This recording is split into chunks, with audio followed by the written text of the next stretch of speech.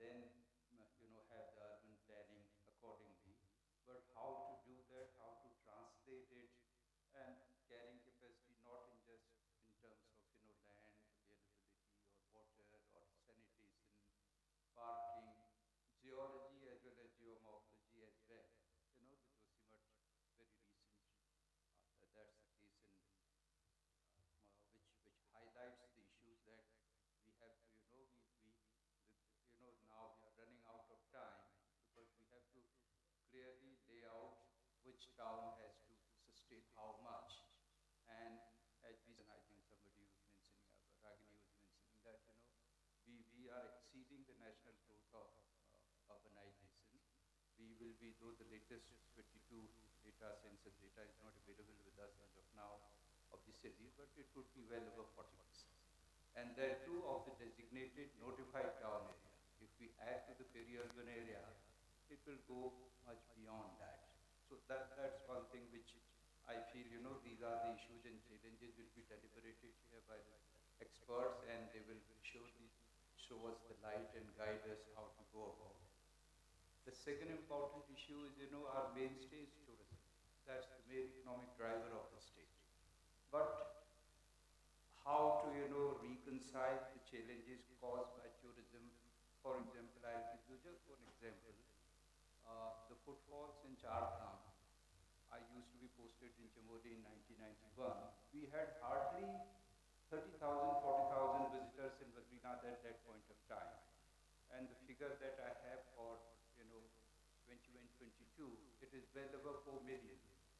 So, that's the kind of jump which has taken place. Even in Nainital, the town which was planned by the Britishers for 5 to 10,000 people, we have more than 100,000 people here living permanently.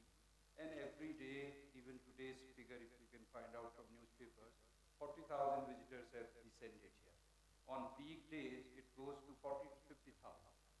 So, and some of these tourist footfalls have gone to our very pristine and fragile areas. Even the Char Dhams are also very fragile in the inner Himalayas, like in Chopra, Tungna, our meadows, Bugyals. So how to, how do we do the regulation and what kind of policies do we follow that we simultaneously achieve, the objective of promoting tourism and also sustaining our fragility of ecosystem. So that's another issue I thought, and that much will be deliberated, of course, here, but we will get some, guidance on that. And the third is, the vulnerability and disaster resilience. That's a big issue. That's the buzzword. Everyone is talking about that. But how to mainstream that into our policies, that is another issue that we are looking for, because disasters and they affect more on the urban populace. The livelihoods are affected more on that. And that's a huge challenge for the state and other Himalayan states as well. And the fourth point is, how to improve our capacities of ULBs and also the services rendered by ULBs. In yesterday's newspaper, I was reading that a lot of complaints in Haldwani that, even though the portal has been established, people are not able to deposit their taxes, renew their licenses, or avail other services. So improving the services and integral to that is improving the capacities and building the capacities of ULBs. And finally, the most important point, fifth point, is how to, if we don't address the so-called peri-urban areas, because apart from 120 or 123 odd notified urban areas that we have, you go to any road, I was traveling to Bageshwar, from Ranikhet you go to Bagwali Kokar, Someshwar, Chanoda, Kosani, Besna, Garud. These used to be small towns and small bazaars. Now they are bursting to the street. And it is happening all over, though they are not notified the urban areas as such. But most of the population is gravitating, the so-called migration that we keep on hearing about Uttarakhand. Most of the migration is, intra-migration as well, intrastate as well. From the rural areas, people are gravitating to these areas because they have, better health services, schooling, and, some other infrastructure as well. And they are completely disorganized, unregulated, unplanned, and they are going to create huge problems for us. And uh, last but not least, water is going to be one of our important and very critical challenge we are going to face. Even I think in today's times of India or yesterday's times of India, Missouri already records have started. You don't have water. Our water resources, I'm not sharing the data here for paucity of time, but almost the data that I have for 5,000 springs and other perennial bodies, more than 50% have dried up by more than 50%. And varying degrees from ranging from 25 to 90. So that also, and with rising demand because of the tourism, Jal Jeevan Mission, rising standards of living, sanitation, all other. So these are some of the issues I think because what I am looking at as a takeaway from this as a PG of this institute is we are going to have an urban center here and state urban institute. Government has already approved that. So we will be involved very closely in capacity building and knowledge creation and passing on the experts' point of view and guiding and helping sort of the ULBs in building their capacities. So these are the few issues which we also think we will be working on in our State Urban Institute, and we greatly look forward for your valuable guidance on these issues during this course of 2 days workshop. Thank you very much. I again welcome you to this academy. Thank you.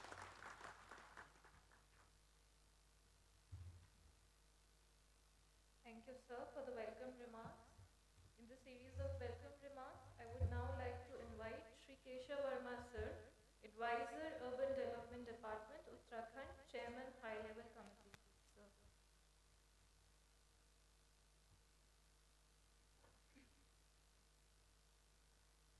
How this is relevant?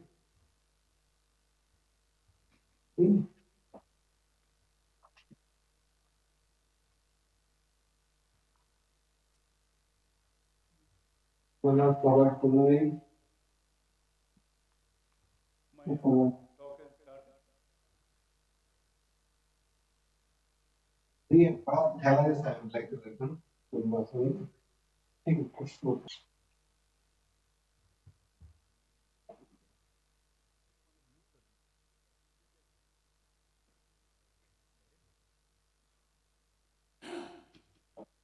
Good morning. It's a great morning here, and whenever we come to Nainital, we can feel the impact of fresh air. So thank you very much, Mr. Pandey, all colleagues who are present here from Uttarakhand Department of Urban Development and Housing. My dear friend, Mr. Indu Pandey, who is Chief Secretary here, Mr. B.P. Pandey, who is one of our dynamic Director General of this institute, Abhas Jha, who has been a colleague in the World Bank for a long period. We work together. Mr. Chaudhary, Mr. Bhatt, and Navneet Pandey is holding the, what shall I say, the mashal as we go forward. Dr. Pema Gyamso, who was the Minister for Environment and also is now the DG of CIMOD. All the colleagues who have come from Japan, South Korea, Nepal and Bhutan, and all our officers who are present here. I don't want to take too much time, but I do want to convey that I grew up also in Kumaon. My father was also in the civil services, spent a lot of time hanging around in Kumaon and Garhwal. And one thing is very clear, that Himalayas and our hills are under tremendous amount of stress. They are under stress, and there is also, the entire ecosystem is undergoing a transformation towards towards a very adverse state. Rural transformation is taking place, which is not palatable at all. A lot of rural areas are being converted into resorts and all kind of parks and other things. Urban built heritage, urban areas are under stress due to insensitive urbanization and development. Wildlife is under stress. This is where sitting next to the Corbett National Park. Development is creating a noose around the Corbett National Park in a way that the wildlife cannot even go and have water from the two rivers of Ramganga and Kosi. River systems are being exploited, looted by the sand mafia, which is very much active in Uttarakhand and in all foothills of Himalayas. They're taking away the sand, they're taking away the boulders, and they are actually completely destroying the ecology of the mountain rivers. As a result of which, you're facing all these problems which are naturally to happen. Nature comes back with fury and force when you intervene in such an insensitive manner as we have been doing in the Himalayas. We talk about the Himalayas, but the role of Himalayas in climate change, the role of high mountain ecology, is something that is not really part of a narrative of the Paris talks and all kind of talks that take place in these developed world. Himalayas are crucial to the climate sustainability of the world, and it has to be understood in that perspective. And I'm very glad we have people and delegates from Japan and South Korea and other and two Himalayan states who would agree with me that this is the situation. The optimistic part is that we are in the process of creating a partnership and a consortium of people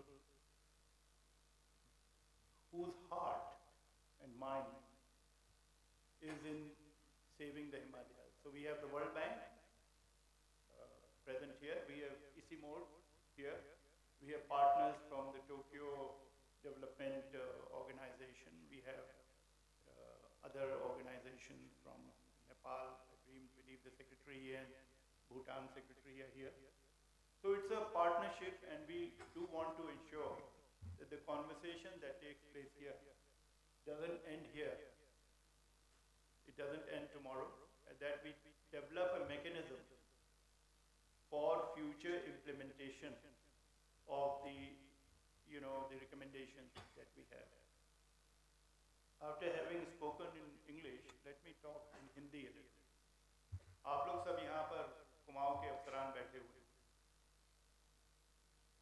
और आप लोगों के दिलों में सचमुच कुमाऊं गढ़वाल के बारे में दर्द होना चाहिए। ये नहीं कि सब पॉलिटिक्स के बीच में दबा के अपने को सारी अपनी इनिशिएटिव को बंद कर दिया है। आप लोगों को बाहर निकल के देखना पड़ेगा कि किस तरीके से हमारी स्टेट जो है उत्तराखंड वो एक आइडियल सिंक स्टेट बने पूरे कंट्री के लिए। It is such a unique place और हम बड़ी कोशिश करके उसको डिस्ट्रॉय कर रहे हैं। तो आप लोगों को भी इसको ठीक से सोचना पड़ेगा। मैं ज़रा इधर उधर की बातों में बिलीव नहीं करता हूँ, जो सामने दिखता है उसको बताता और सारे अफसरान जो हैं जितने भी हैं, I don't think there are any divisional commissioner DMs or others who are present. Actually, senior officers make it a point not to come to these conferences. So only the secretary is here. But it is unfortunate that an issue as important as Himalaya is not fully represented among the senior guys. तो आप लोगों के ऊपर बहुत, मैं कश्मीर में भी काम करता हूँ, वहाँ पर भी जो मिडिल लेवल सिविल सर्विस है, they are doing a great job. They are all involved in the renewal of Srinagar. मैं आप लोग दिखाऊंगा क्या हो रहा है। 3,500 करोड़ का काम एक शहर में चल रहा है, श्रीनगर में। तो उस चीज़ों को देखना बड़ा सेंसिटिविटी के साथ काम हो रहा है। ये नहीं कि सब चीज़ को सारे फसाड्स खराब कर दिए, सारे बिल्ट हेरिटेज की रड़ मार दी, जो जहाँ मान चाहे वहाँ बना दिया, और जो जिस रीज़न से लोग आते हैं नैनीताल और मसूरी में, उस रीज़न ही को ख़त्म कर दिया।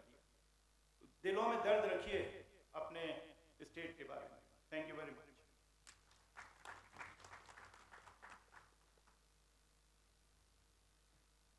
Thank you, sir, for a very encouraging welcome address. We are now fortunate to have with us Shri I.K. Pandey, sir, who is former Chief Secretary and Chairperson of State Finance. I invite sir for his welcome address.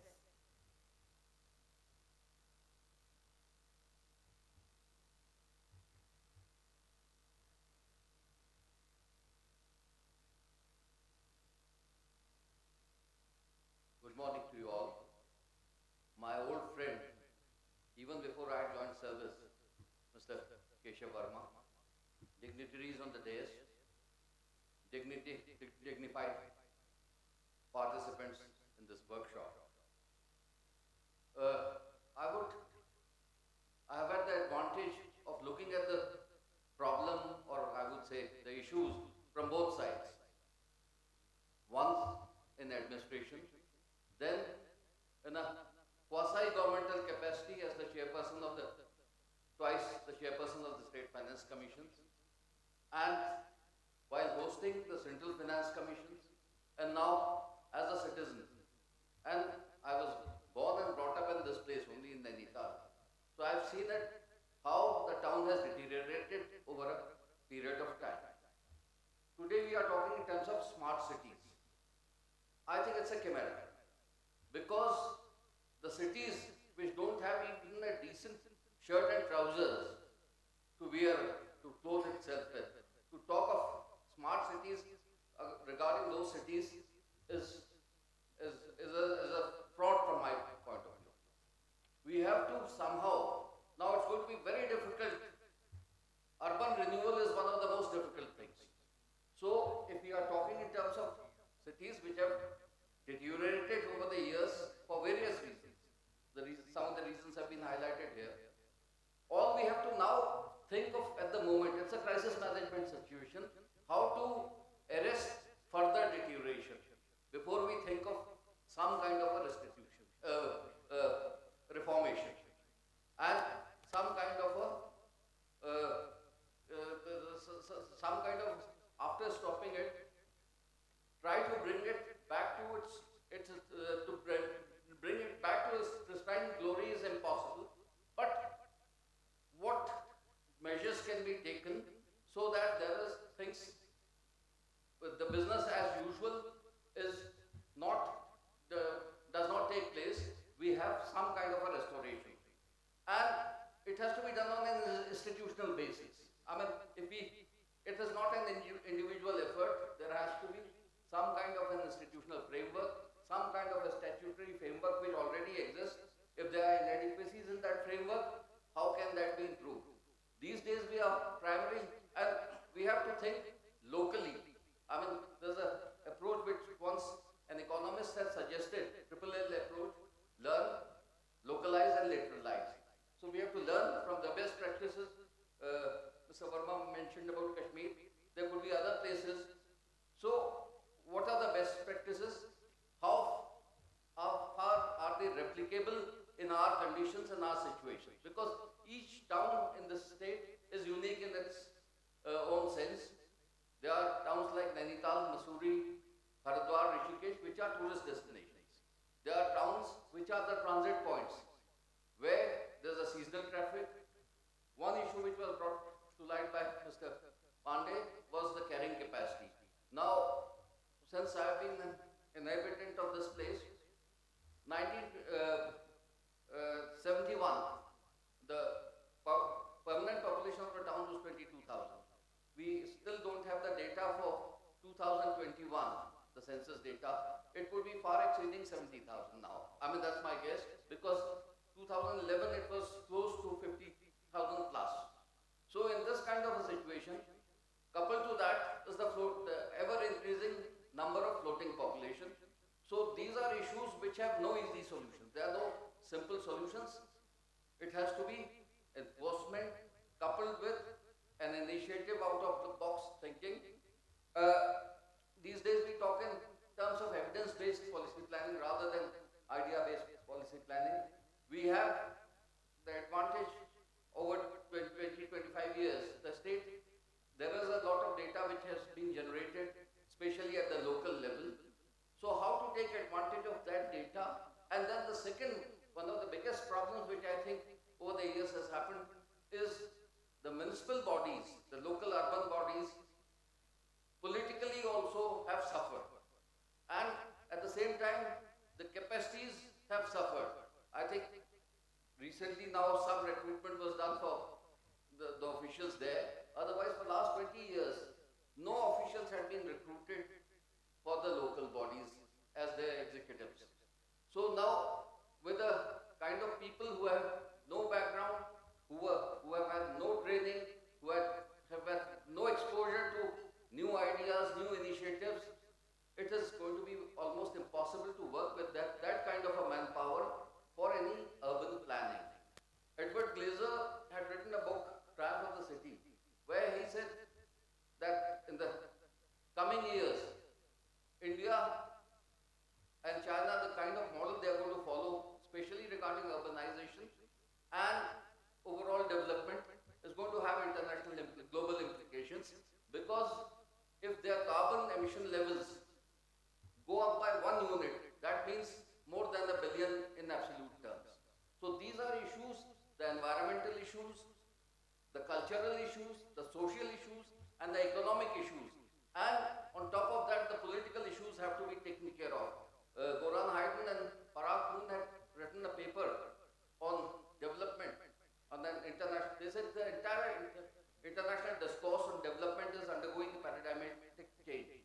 We were thinking only in econocentric terms, in economic terms.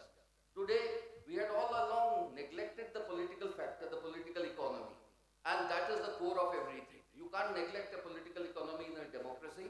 So you have to factor that in, how far the things can be improved, and these reforms are not going to be revolutionary reforms.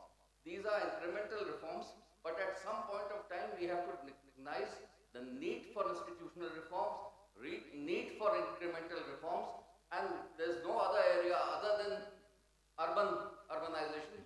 There's a report, Dr. Ishwar Jajwalia's report on infrastructural gaps in the urban areas in India, which paints a very bleak picture, because they said there's been no urban planning in India. It was assumed that urban areas will take care of themselves. It is only during last 20-25 years that we are thinking in terms of urban planning.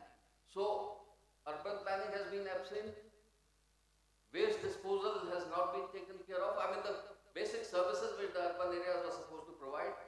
And we have parastatal bodies, quasi-governmental bodies replacing some of the urban functions. Their efficiency is also questionable. They definitely have a better capacity than the urban local bodies. Gradually, we'll have to think of transferring it. We'll have to think in terms of more decentralization and empowerment of the local bodies. Perhaps it is not an easy task, it's a very, very difficult task. And I will agree with Mr. Verma. We have been discussing these issues in seminars and workshops, at various fora for years together, have been able to identify some of the problems. The problem is of the follow-up action, and the follow-up action ultimately has to be at the government level. We may have the best solutions, best possible practices, and which can be replicated, best possible plans, but the plans ultimately are going to be implemented by the people who are there on the ground level. And therefore, ground level situations, whatever they are, the political level solutions, they have to take their political level considerations there. So we have to think in terms of more pragmatic solutions, practical solutions, along with keeping the ideal solution in mind. We'll never have the ideal solutions, but what can be the best possible pragmatic solutions? I think that is the challenge which is going to be there for us. And this is what I think we should deliberate upon. Thank you very much.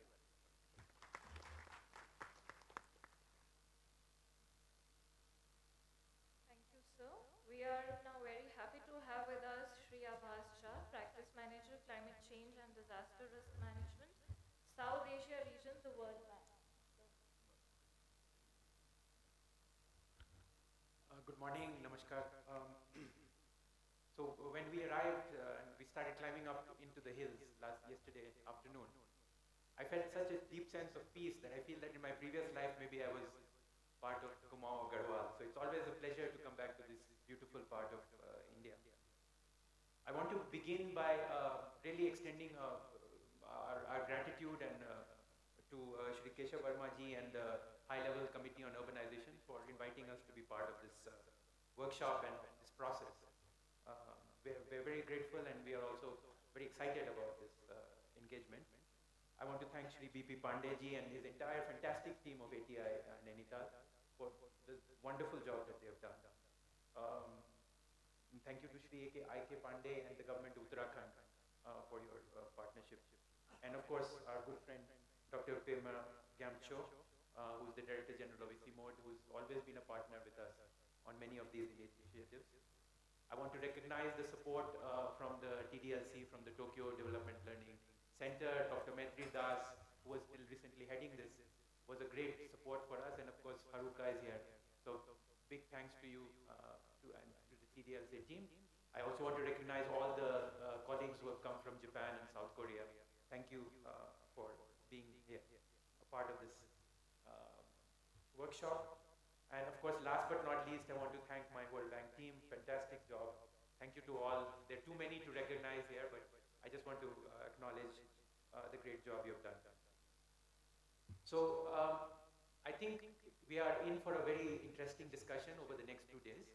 The previous speakers have highlighted very eloquently the challenges that we face. We need a new model of development, essentially, for these fragile ecosystems in the Himalayas. There's a tremendous amount of interest across not just the 12 Himalayan states in India, but in Nepal and in Bhutan. All policymakers are looking for solutions, and these solutions have to be customized for this particular situation that the Himalayas face. Yesterday, I was mentioning to some of you that if you look at the media reports or even the literature, you find two extremes. One is that don't touch anything, don't a drop of sewage should not go into the lake. That's one extreme. And then the other extreme is we just develop like we develop everywhere. Neither of those, I think, are feasible. What we need to find is that the right balance between development, but also done in an ecologically sensitive manner. We cannot be blind to the immense poverty that this region has. And there is a need for jobs and growth.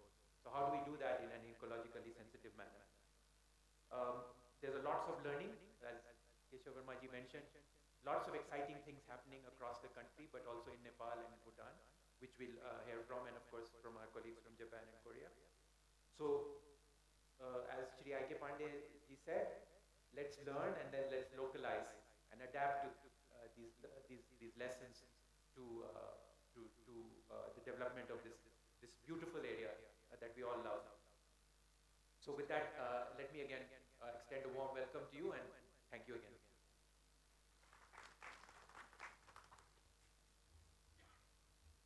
Thank you, sir. Moving ahead, we now have the keynote address, and we are fortunate that Secretary Urban Development Department, Government of Uttarakhand, have joined us. I now invite Shri Dipendra Kumar Chaudhary, sir, for the keynote address.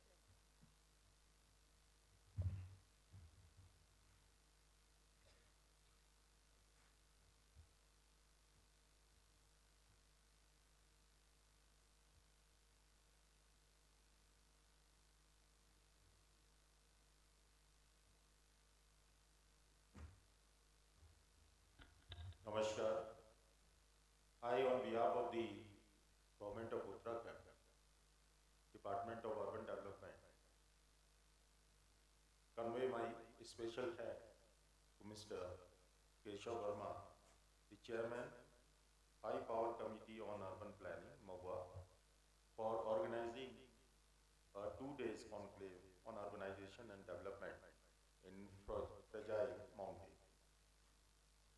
As we know, it is an initiative and joint effort of the HLE on urban planning, MAUA, ATI, and Urban Development Department with technical support from the World Bank. I also welcome and convey my special thanks to Shri Indu Pandey, Director General of ATI, Shri B.P. Pandey, Mr. Abbas Jha, and Mr. Rao, and other present distinguished guests, speakers, and participants. This conclave aims to bring together administrators, policymakers, town planners, and domain experts from different parts of Himalayan cities and abroad. The focus of this conclave is to facilitate discussions, share experiences, and exchange ideas on urban planning, sustainable development, and challenges faced by the urban areas in the Himalayan region. We know that the urban areas situated in the Himalayan region have a distinct character and face diverse challenges due to their unique geographical location. Himalaya is the youngest mountain system in the world and it is still rising. The Himalayan mountains are rising by more than 1 centimeter a year as the northern plate continues to move northwards, thus increasing the seismic vulnerability. Many of the Himalayan ranges are located in Zone 4 and Zone 5 of the seismic zonation map and have witnessed several devastating earthquakes in recent years.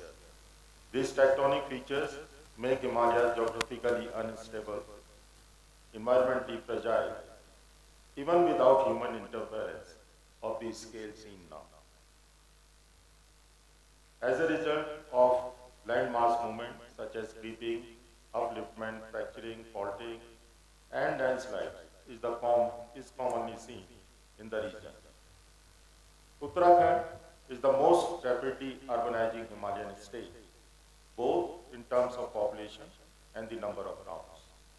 According to 2011 census, more than 30% of Uttarakhand's population lives in urban areas as against the 25% average urban population of all Himalayan states.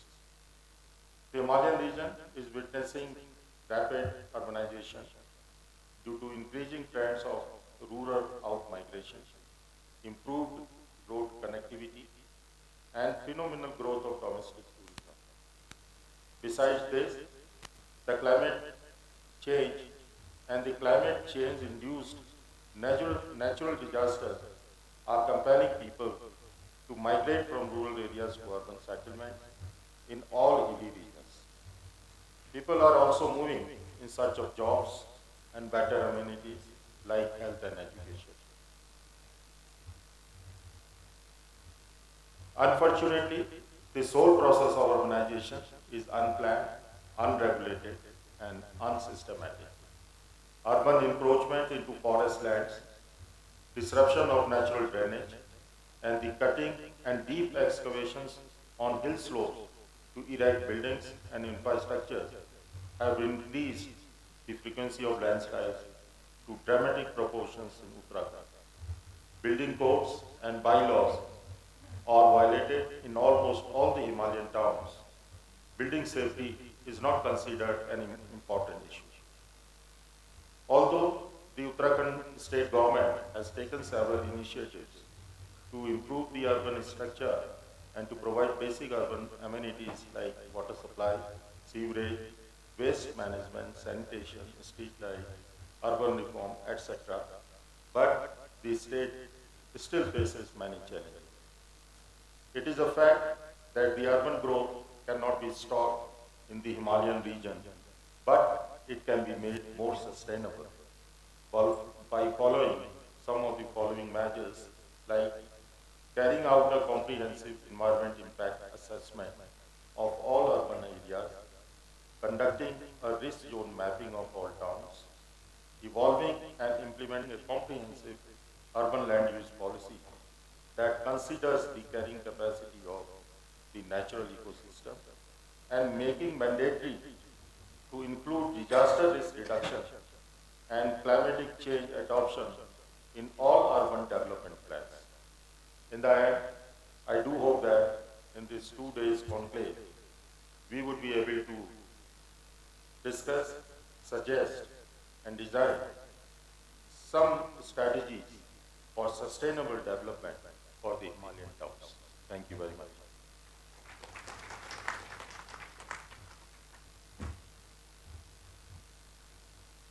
Thank you, sir. We now have Shri Heidi Modi, Operations Manager India at the World Bank, who is joining us virtually for the keynote address.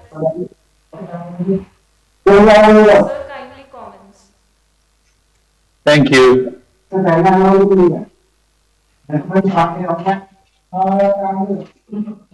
Good morning. I hope you can hear me.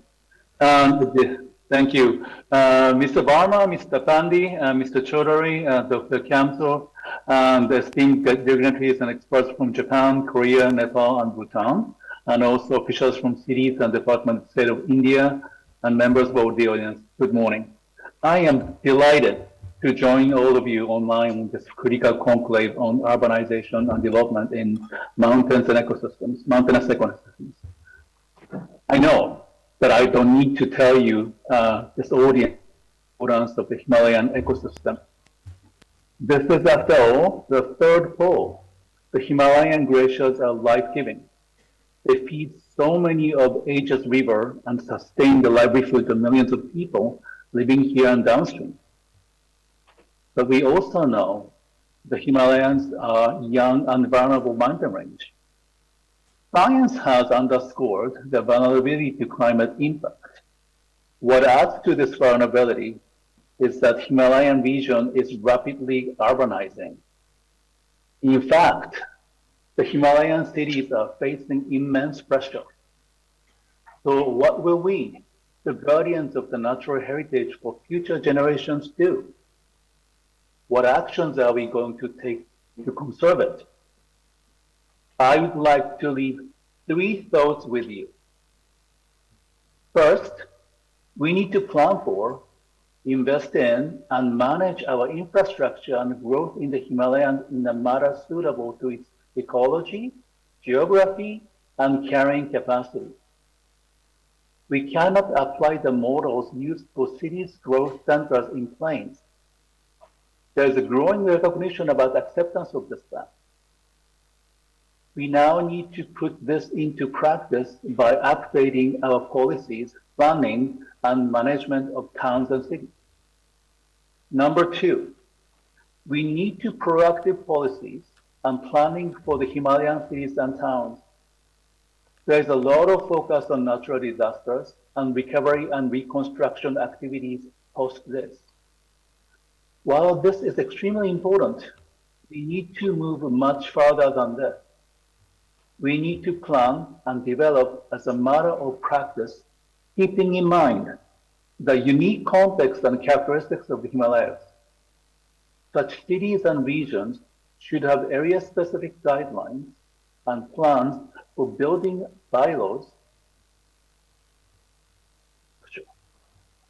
All of these need to be tailored to the ecology as a minimum standard.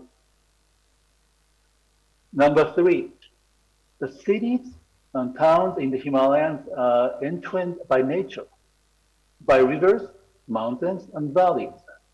Natures do not recognize the boundaries of states or even countries.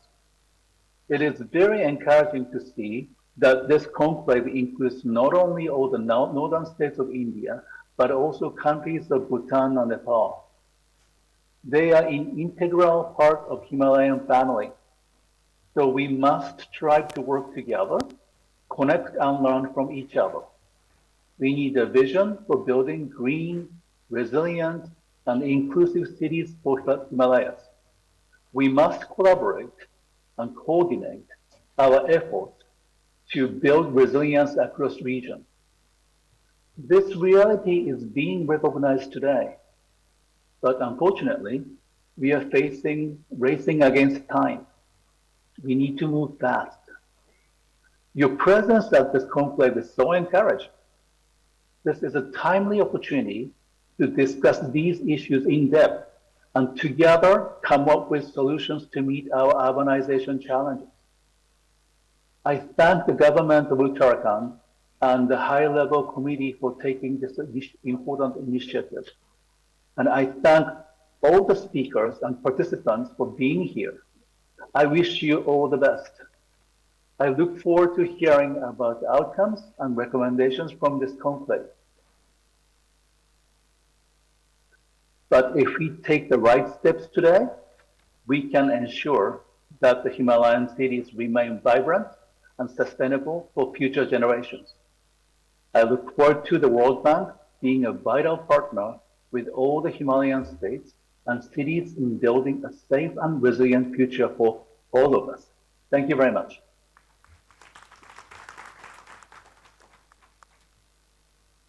Thank you, sir. Thank you for the keynote address. Now, moving ahead, we are very happy to have Dr. Pema Gyamsho for the keynote address, who's Director General ISIMO.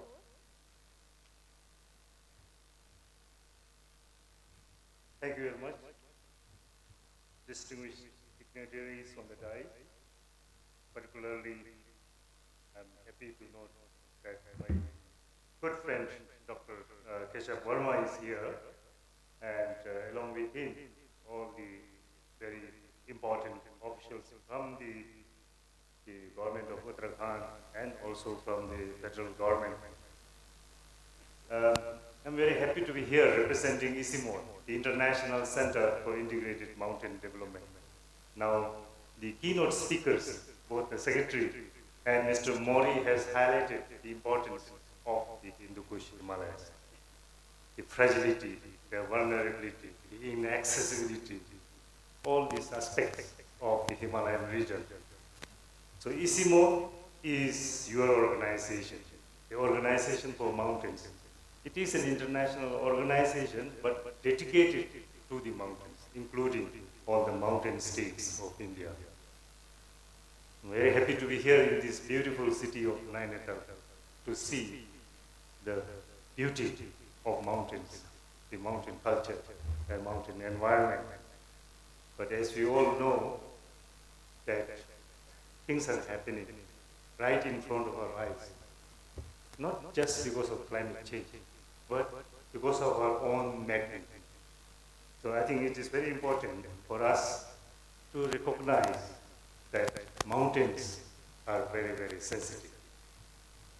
In the past, we used to talk about rural-urban migration, migration from the hills and mountains to the plains. Now we are more and more talking about migration outside of our region, migration abroad, exodus of people out of the mountains to other countries. Why is that happening? Why can't we make our cities, our villages more livable, more safer, more secure, more comfortable, more beautiful? In Europe now, the trend is that people work in the major cities but live outside. So they are developing what is called satellite towns, satellite urban centers. And I think that is something that we need to take up. Otherwise, we are going to have concentration of people in major cities. And how many more people can we observe? How many more cars can our roads on the streets in the cities can hold? Cities are polluted, cities are congested, choking with air pollution. And look at the sewage system. Our rivers are no more rivers in many areas. The rivers have become just sludge. So how can we revive our rivers? The challenge is there, trend is there now. Even in the remotest part of the Hindu-Kush Himalayas, we are seeing concretization of settlements, concrete structures everywhere. Steel, cement, bricks being moved up. Look at the Karakoram coast. Why can't we build houses with our own materials? Reinforce with modern amenities. There are solutions, green solutions everywhere. We talk about green energy. We talk about water management, water harvesting. We talk about organic agriculture. But where are they in practice? So there is a technological gap. ISIMOD is about knowledge, learning, and sharing. Most of the issues that we are dealing with are transboundary in nature. It recognizes no boundaries. Look at disaster, floods. Doesn't stop at political boundaries. Look at air pollution. The pollution that originates elsewhere impacts other areas. There's no boundary. So why do we put boundaries in sharing knowledge, in sharing information, in sharing data, in sharing technologies? So ISIMOD is about facilitating exchange of good practices, good policies, good solutions, good technologies, so that a good solution here in Nainital can be replicated in Pokhara in Nepal. I recognize that my secretary from Bhutan, Secretary of Infrastructure and Transport is here. There's a lot of learning that we can take from Bhutan as well. How can we integrate cultural sensitivity into our planning of our urban centers? So there are good practices everywhere, in India, in Nepal, in Bhutan, in Pakistan, in China. ISIMOD has 8 member countries covering the whole Hindu-Kush Himalayan region. Afghanistan, Pakistan, China, Nepal, Bhutan, Bangladesh, India, and Myanmar. So there's a lot of opportunities for us to learn from each other, and that is why I would like to stress on the need for regional cooperation. Regional cooperation in exchanging good practices, good policies, and good solutions. So this is a wonderful opportunity. The Habitat Conclave offers us this opportunity, and I am sure in the coming days, or between today and tomorrow, we will be able to establish a lot of context, learn from each other, and cooperate in a way that we could have beautiful Himalayan cities which are livable, which are green, which are resilient, as our previous speakers have already shared. With this, I would like to thank the organizers and thank the government of Uttarakhand and the government of India for hosting this wonderful conference, very timely. At ISIMOD, we have also started a new program, and I'm looking forward to collaborate with all of you. Thank you very much. Thank you so much, sir. We now have the institutional opening. I would like to invite Professor Durgesh Pant, Director General, UCON.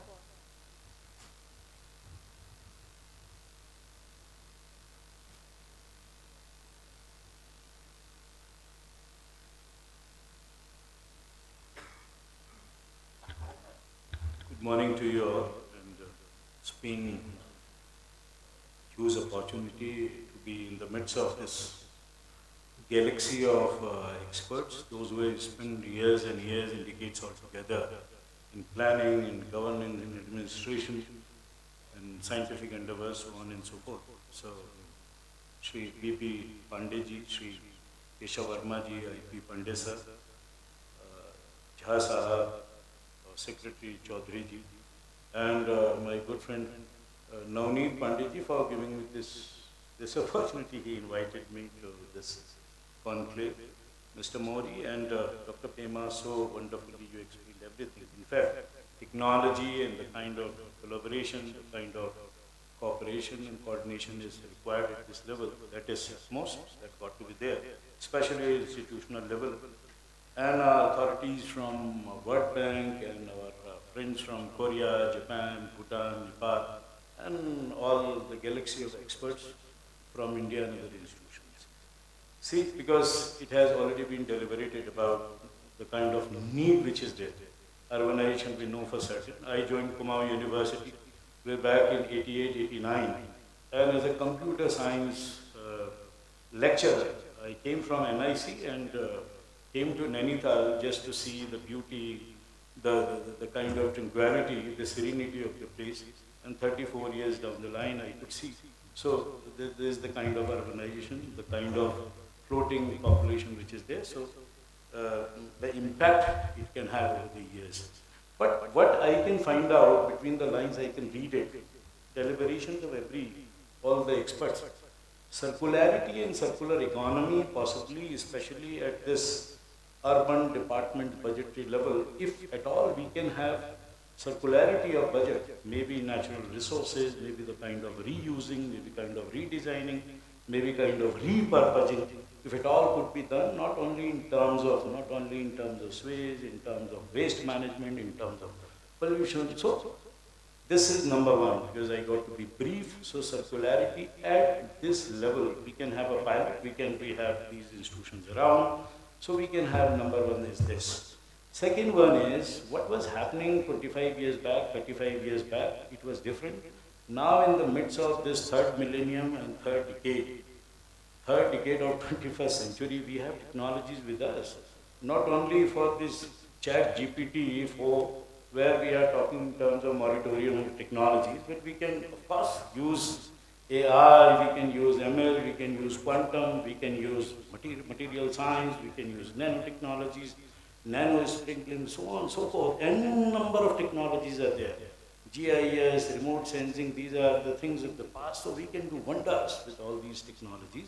But how effectively, how plausibly are we going to use this technology? This thing is of consequence. So maybe after 2 days of deliberation, maybe we can have a pilot.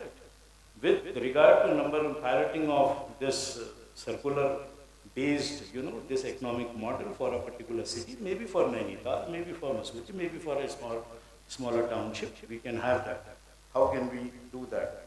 So primarily this is with regard to using technologies.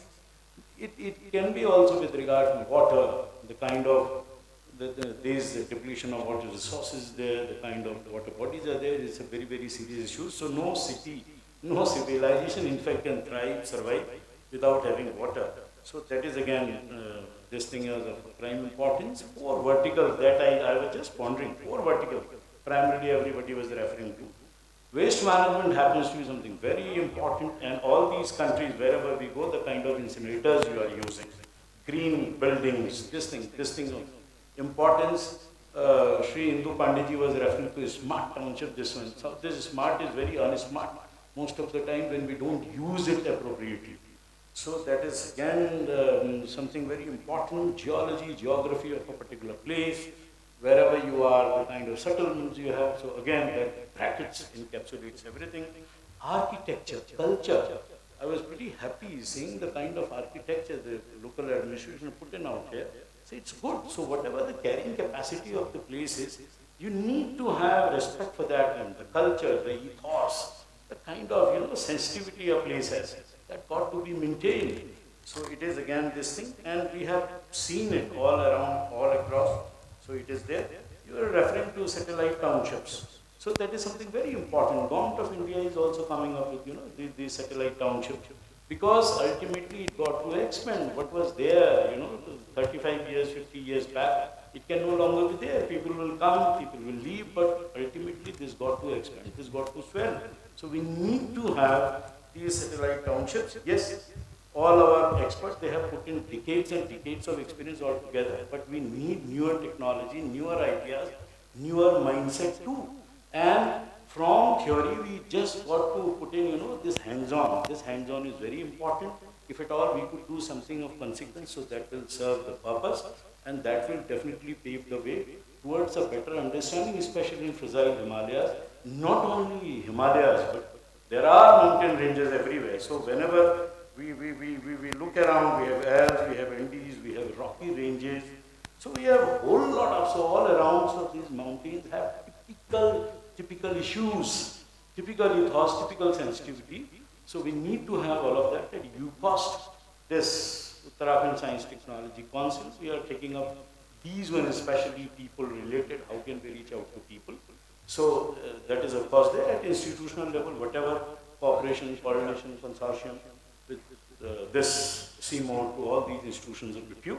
So looking forward to having wonderful this intervention. I know for certain we'll come up with something very, very interesting, insightful and meaningful. Thank you so much. Thank you, sir. Moving towards the conclusion of session today. We have the vote of thanks by Shri Navneet Pandey sir, Additional Secretary, Urban Development, Uttarakhand. So,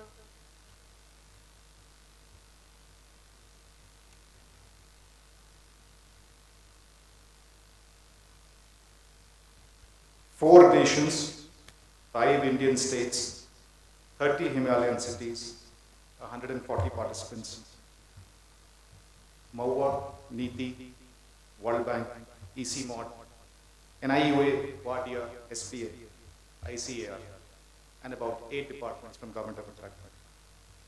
Domain experts, executives, planners, policymakers.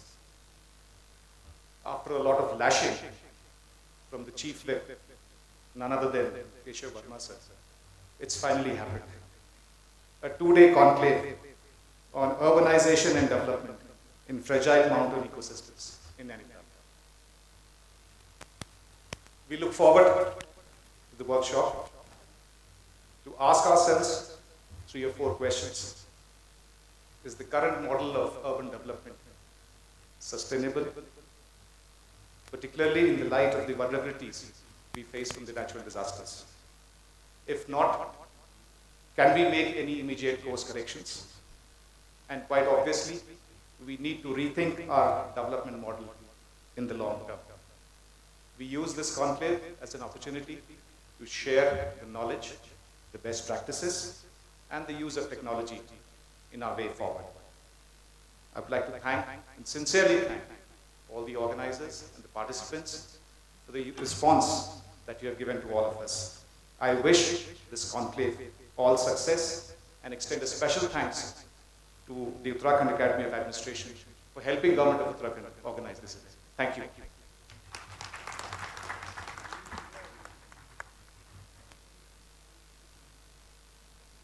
thank you, sir. We now conclude the inaugural session. I thank all the dignitaries in the dais. We will now have a group photograph and a short tea break. I request all the participants to please proceed for the group photograph and the tea break towards the lounge.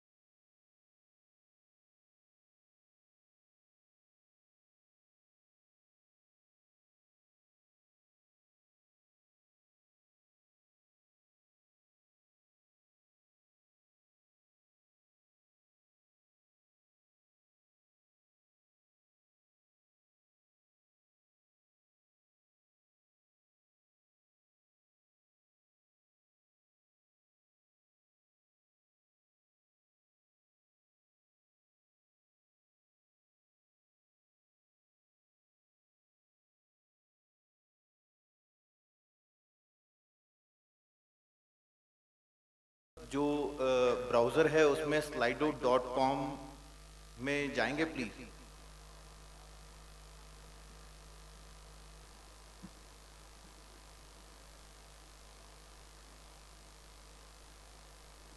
आप slido.com पे जाकर वहाँ पर number dial कर सकते हैं 3396152 and the passcode for that is BMCXS9. It's written on the screen. It's for everyone to do. Please, can you please take out your mobiles? मुझे लगता है कि ATI के टी के बाद जो है सब बहुत रिलैक्स्ड हैं, बहुत अच्छा ATI ने हमें, so it was really very tasty. I mean samosas were good, jalebis were good. लेकिन प्लीज अपना मोबाइल निकाल कर पोल शुरू करें।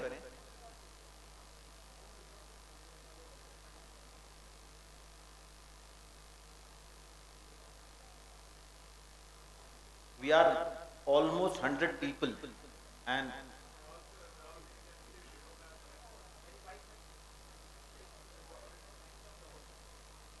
net is a problem. So people who have been able to connect, please do connect. And this is a poll to understand who we are, who all we are, and what are our expectations.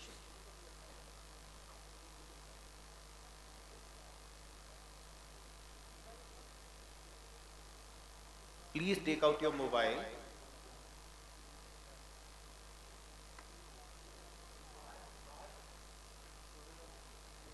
Please go to slido.com with the number 3396152 with a passcode BMCXS9 and please poll.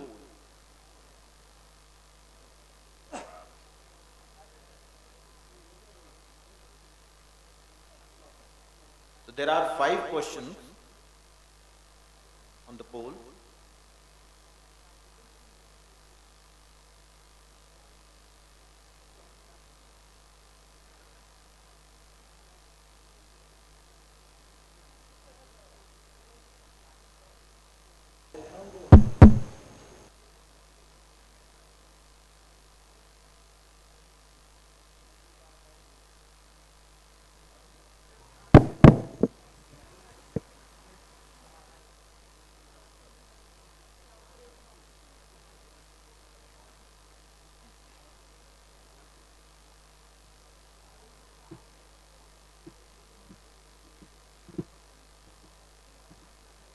Are we able to do so?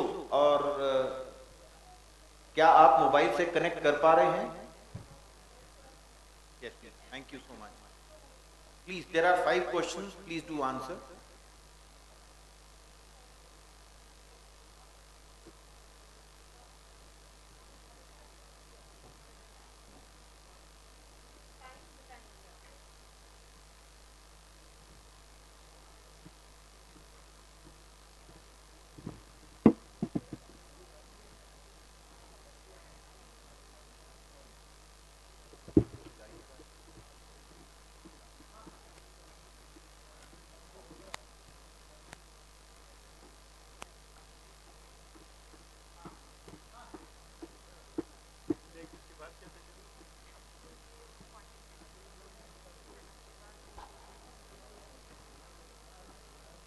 So far, most of the people who have joined this workshop are from cities, municipalities, from the state government.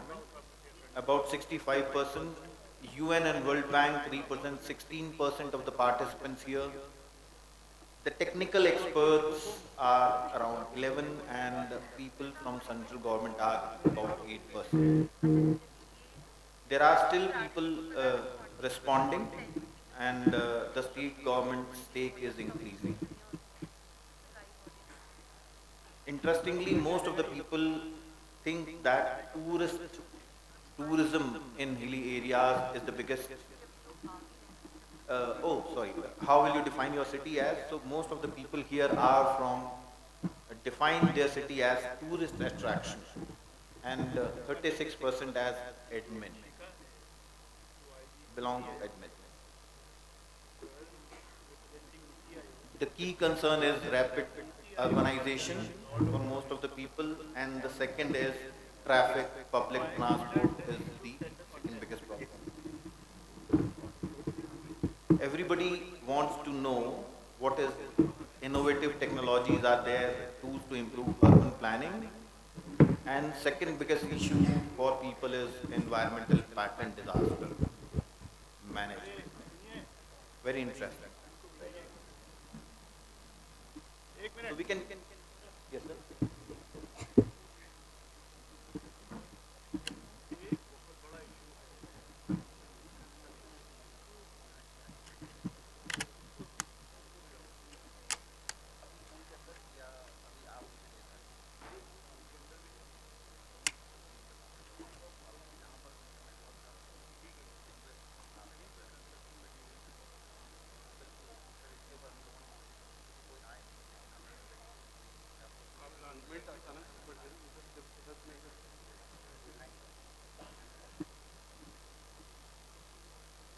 So thank you everyone.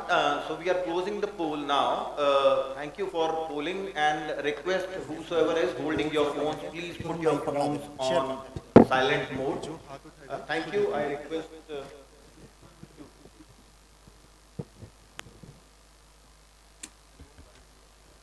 Thank you.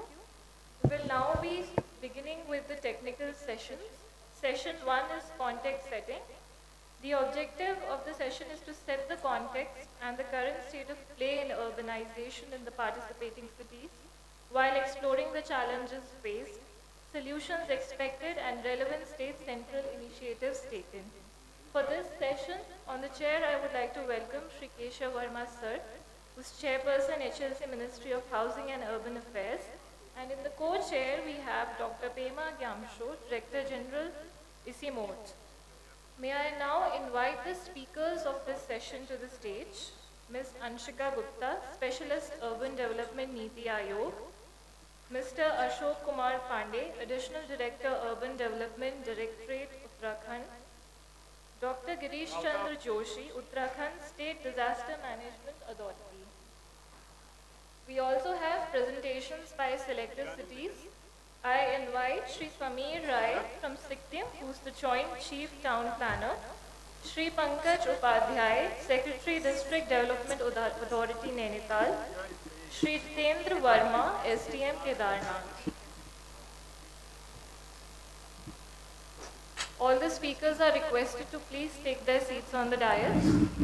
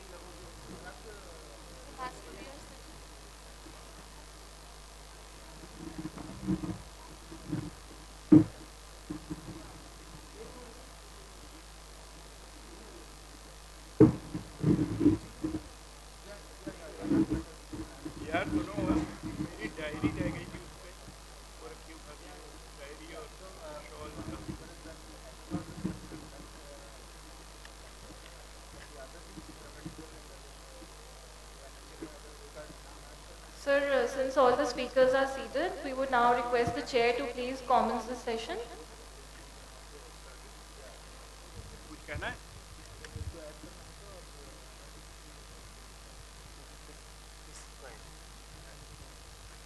Hello. Happy to see everybody has settled down after jalebi and samosas and all that, which I also saw the World Bank team and the ex-chief secretary, Mr. Indu Pandey, having. So, good. Everybody is in a good, happy mood to listen to. Secretary Saab, theek hai na? So, this is going to be a very important beginning of the technical session. We have from Niti Aayog, Anshika ji, who's done a study. There was a lot of focus on hill cities, Himalayan hill cities, and they spent 2 years studying, and then they have also now kind of formalized their recommendations. So without taking any more time, I'll request आप करें उस पे, and I hope NITI Aayog की बात है तो सभी को तो माननी पड़ेगी ना.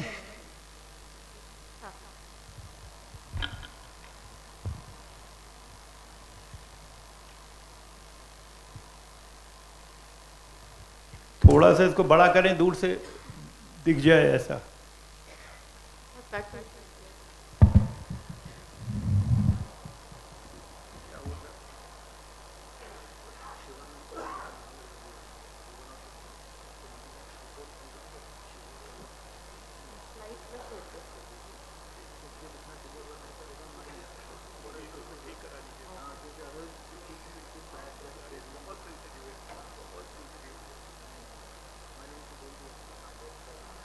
So before I begin the presentation, on behalf of Niti Aayog, let me thank Keshav Verma sir, the chairperson HLC, for taking the urban planning reforms not just nationally across the states, but also internationally.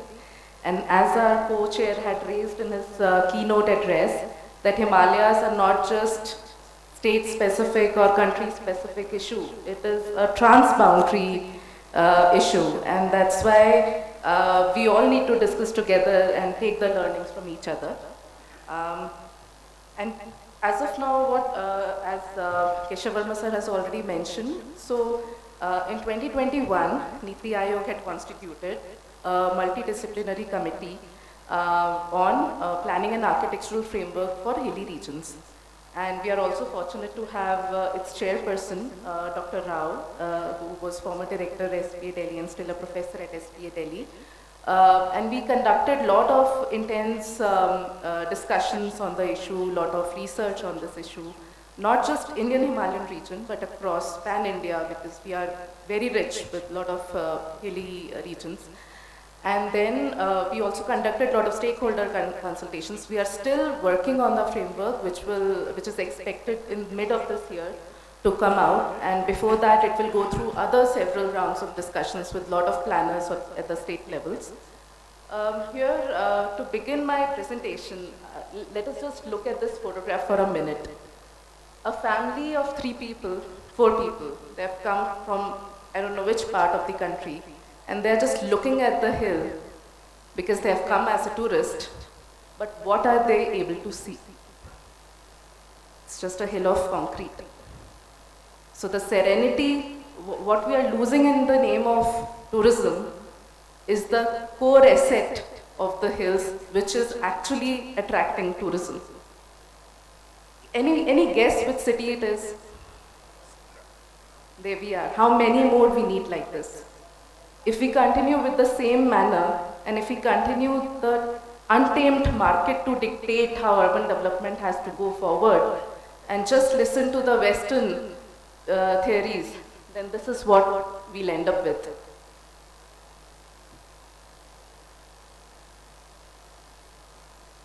So as I said, India is rich with a lot of hilly regions. So, but IHR, it is the mightiest. And if we can crack the issue in the Himalayan region, we can actually help the rest of the country. The whole country is blessed with a lot of hilly regions. The Western Ghats, the Eastern Ghats, Satpuras, Vindhyas, Aravalis, they all have their own sets of biodiversities, their issues, their real estate pressures. However, let us just focus for a while on the Indian Himalayan region. Well, a couple of years back, every hill city, or rather hilly region, I've twisted the title a little bit. Instead of macro reflections on urbanization in hill cities, I've called it regions. And that's where our answer actually probably lies hidden. So, well, this is how different regions in Indian Himalayas used to look like, because each one of them had a distinct architectural character. But with time, this is the heterogeneity is actually become more homogeneous in terms of concrete, in terms of the kind of buildings we have. And so we are kind of losing the whole charm of built as well as natural heritage. This is not very far from here. Anybody can guess, especially the people from Uttarakhand. Which city is this? Exactly. Now the greenscapes are quickly turning brownscapes. Is this what we can call development? Is this which can attract tourism? Not really sure of that. Not just that, this is from Pithoragarh. This kind of wood carving, art skills and craftsmanship, it's all dying now. Hardly a couple of such people are left in such places. So what will happen to the skill development? What will happen to the local livelihoods is also a question. Now, as we, in our study for the committee on hilly regions of Niti Aayog, we started pondering over this issue with 7 C's in our focus: classification, contour, climate, culture, calamities, complexity, and the underpinning of all of that, the capacity to deal with all of the above. Now the thing about hilly regions, as you might all also agree, what we can do wrong or harmful in the plains can still be, we can still undo it. It will have some more costs. But in hilly regions, it is the damage once done, it's irreversible most of the time. If we go by classification, what we are actually talking about IHR, it is 11 states and 2 union territories. And there is this saying that IHR has 50 million people. It has much beyond, 76 million people as per the latest projections of central government. And if you only look at NER, it has 50 million people as per 2021 projections. So it's not a very small population, and IHR within India, it is actually 70% of the whole of the world. So here I would like to spend a little bit time, because I have a lot of numbers here to give. So identifying what is a hilly region was traditionally actually a role of Planning Commission of India. Because back in those days, in 60s and 70s, central government used to give a lot of grants to the hilly states under HADP and WGDP.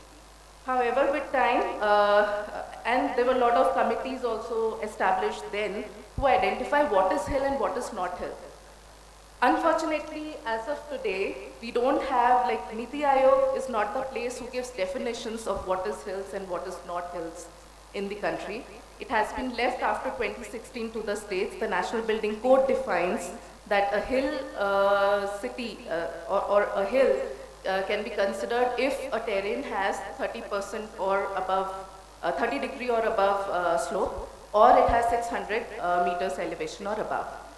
But before that, in 1986, there was a committee which was formed by then Planning Commission, which said that a hilly taluka, we'll begin with taluka just to explain. A hilly taluka is a taluka can be called a hilly taluka if 40% of the area of that taluka has 30% or above hilly terrain, and if a district has more than 50% of such area under the hilly talukas, then it is a hill district. So based on that, the Forest Survey of India still identifies 140 districts as hill districts in the country. Out of these 140 districts, 112, which is about 80% if I'm not wrong, are in the Indian Himalayan region. Now these... Anshika जी, आप recommendation पे जाइए, because time कम है. 5 minute आपको दे रहा हूँ मैं, 2 minute ये बता रही हैं, आपको 5 मिनट है. All right. So, sir, since this is the first presentation, and as I discussed with you earlier, we do have draft recommendations, but we will not be discussing the draft recommendations here, because we'll be taking, we are ending this presentation with some questions. Before coming up with recommendations, we want to listen to all of these audience, and especially international counterparts. So in terms of numbers, I just want to put some two statistics here, that we generally perceive that Northeast region and the hilly regions are majorly rural, which is not the case. In the next 10 years, the decadal rate of growth in some of the hill states will be even higher than the national average, especially if we look at Nagaland, Sikkim, and Uttarakhand. In terms of classification of towns, this does not represent the whole country. This is only about IHR minus the West Bengal, because it has only 2 districts in Indian Himalayan region. So if we see most of the population, yes, it is up in class 1 towns. However, the number of settlements are really dispersed. So somebody was raising the point about satellite towns. In a way, the hill states already has a lot of dispersed population across the states. The matter to solve is how to provide infrastructure to them and how to provide economic opportunities to them so that they do not have to migrate only to the capital cities. In terms of contours, well, I'll skip these slides. These are known things just being represented through maps, that all this region of Indian Himalayas, they are really, really prone to earthquakes, to landslides, and everything else. So now, the basic question, whenever we talk about the building bylaws, so, and the states are also moving towards the unified building bylaws, as we call them. When we look at the climate and the buildings, these two are actually interdependent. The buildings are actually dependent on the climate. But what we are actually following is same kind of recipe across the Indian Himalayan region in terms of building bylaws. We do have model building bylaws at the national level. However, they really need to be contextualized for every state. And within state also, there will be lot of differentiations required, especially for the higher altitude region, mid-altitude, and the foothill region. So that's it. I think my time is up. So I would like to conclude with some questions. Yes.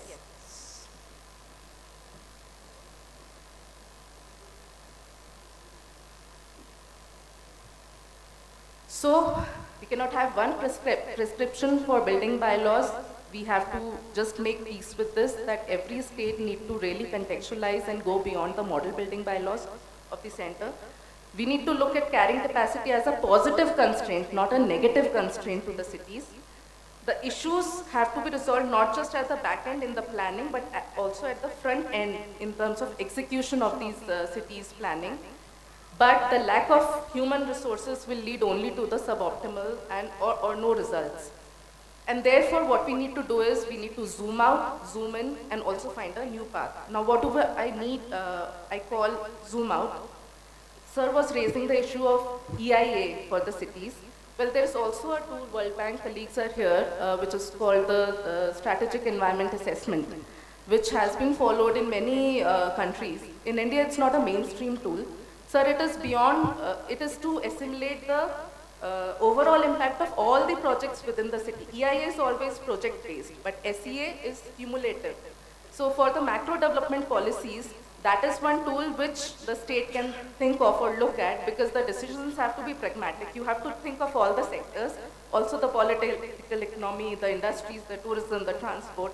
So SEA is one tool which can help the states to come up with a suitable urbanization policy. So that is somewhere we need to zoom out and not just think about urban as urban. We need to think for entire state, what are we doing to the land and economics of the state. The second question, the question therein was that should we use SCA kind of tools and try to pilot that tool for Uttarakhand and see how it can help the state to arrive at the kind of development policy it needs to have, and just to prevent similar kind of tragedies like Joshimat happening again. The second key question is to zoom in terms of carrying capacity. Now, sir, like there are central government schemes called Swadesh Darshan, and so lot of tourism okay, 1 minute. Well. 1 minute. Your time is over now, but you can take 1 more minute to zoom in. One more question. Zoom in and zoom out. After this, so here what I need to want to raise is, we need to conduct carrying capacity assessments not just at the destination level, but at the whole city level or whole city region levels, and then to find a new path. So this is actually what I also am looking forward to during the sessions with Japan and Bhutan. So what we learned is Japan has perhaps same kind of standards both for urban and rural. Whereas in India, whenever we draw a boundary that this, beyond this is rural and within this is urban, we are actually incentivizing more spillovers in the rural areas. And very frankly, like a state like Himachal Pradesh, they have only 3% area under the Town and Country Planning Act. So within 3% area, how will you be able to contain the spillover of haphazard urbanization in the rural areas? Because there, no building bylaws are required actually. So that is the third question, and with these questions, I would end the presentation. Thank you so much.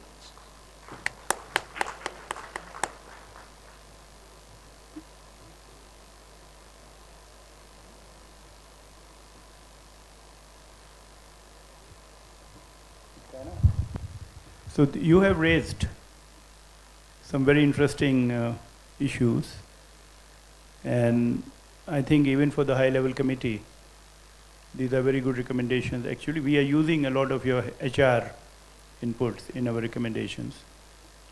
But to have different building bylaws for ecologically sensitive zones is important. Have we been able to find some model bylaws in this? That's one. And then I think the Japanese example would, of course, be of great value.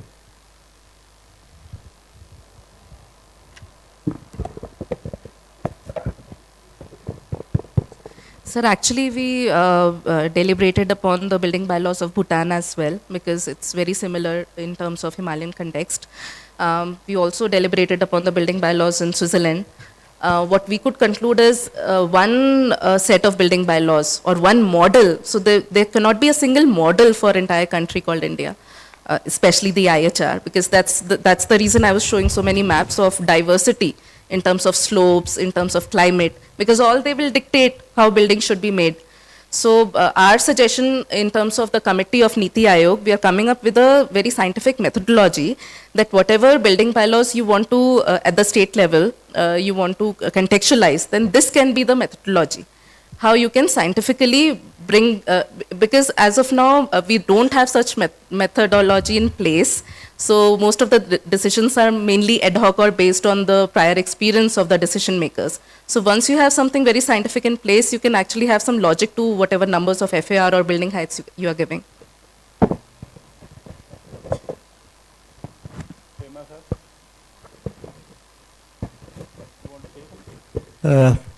No, but I think it's very important, that context that you have shared. The message I got is, I think we need to find the unique selling points of a particular area, the USB. Now, in our experience, now in terms of the mountainous areas, bringing in the situation from Nepal, for example. Now, if you're planning a satellite town near Mount Everest, it will be completely different from planning a satellite town at Muktinath, because the client will be different. You see, at Muktinath, we have to respect the sanctity of the place as a spiritual place. So the people who visit Muktinath and who stay there are quite different from people who go up to Mount Everest. So I think this context is being missed out when we do the planning. So I'm sure Niti Aayog would have also taken that into consideration. At Muktinath, we have to cater to the pilgrims, to the devotees, the spiritual, the people who came for spiritual pursuit. And then for regular tourists there who just come to visit out of curiosity or just to, see what it is like, then we have to have regulations which are quite separate so that we protect the sanctity of the place. Now going up to Mount Everest, again, this is for mountaineers. They would need quite different infrastructure. So these things are not being taken into account, and I think this is a concern that I would like to raise, particularly from the perspective of ECMOD's work.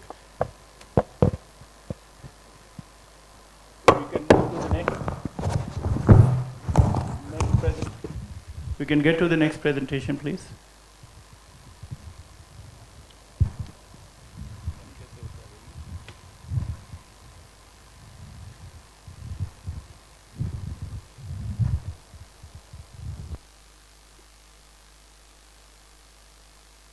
Good morning, sir.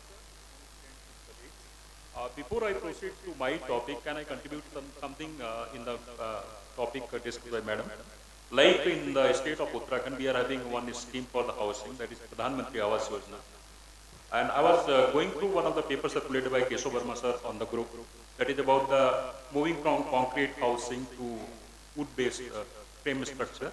And it had all the examples from Montreal to European countries to Japan and some other countries. But in the state of Uttarakhand, where we are having traditional houses known as patal houses, using the same type of infrastructure that was depicted in the typical Pithoragarh picture. And we are simply focusing on creation of new concrete jungles rather than promoting our own technologies. So we have to think over it, that how we can use the traditional time-tested techniques of housing that was already in existence in the state, and how to inculcate these things in the Pradhan Mantri Awas Yojana. Sir, my topic is about the issues and challenges in Uttarakhand, particularly in the perspective of urban development.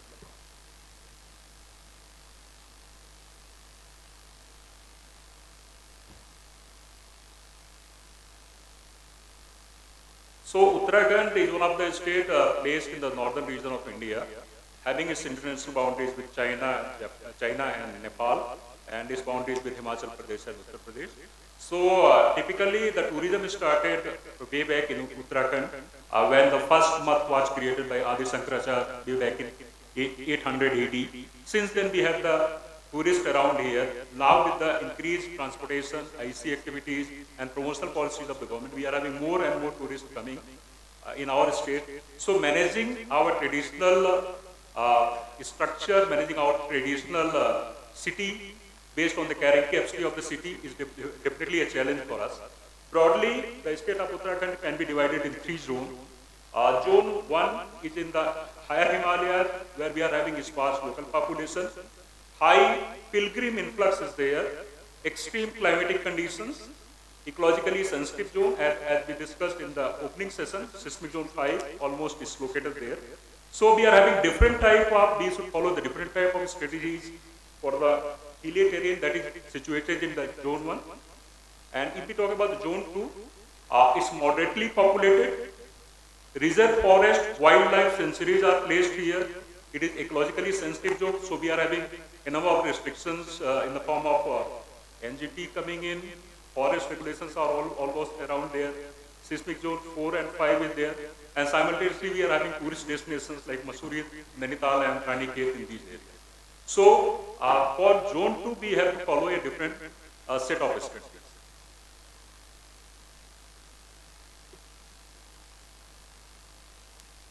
Zone 3, that is the Bawar region of our lesser Himalayas, they are a densely populated area.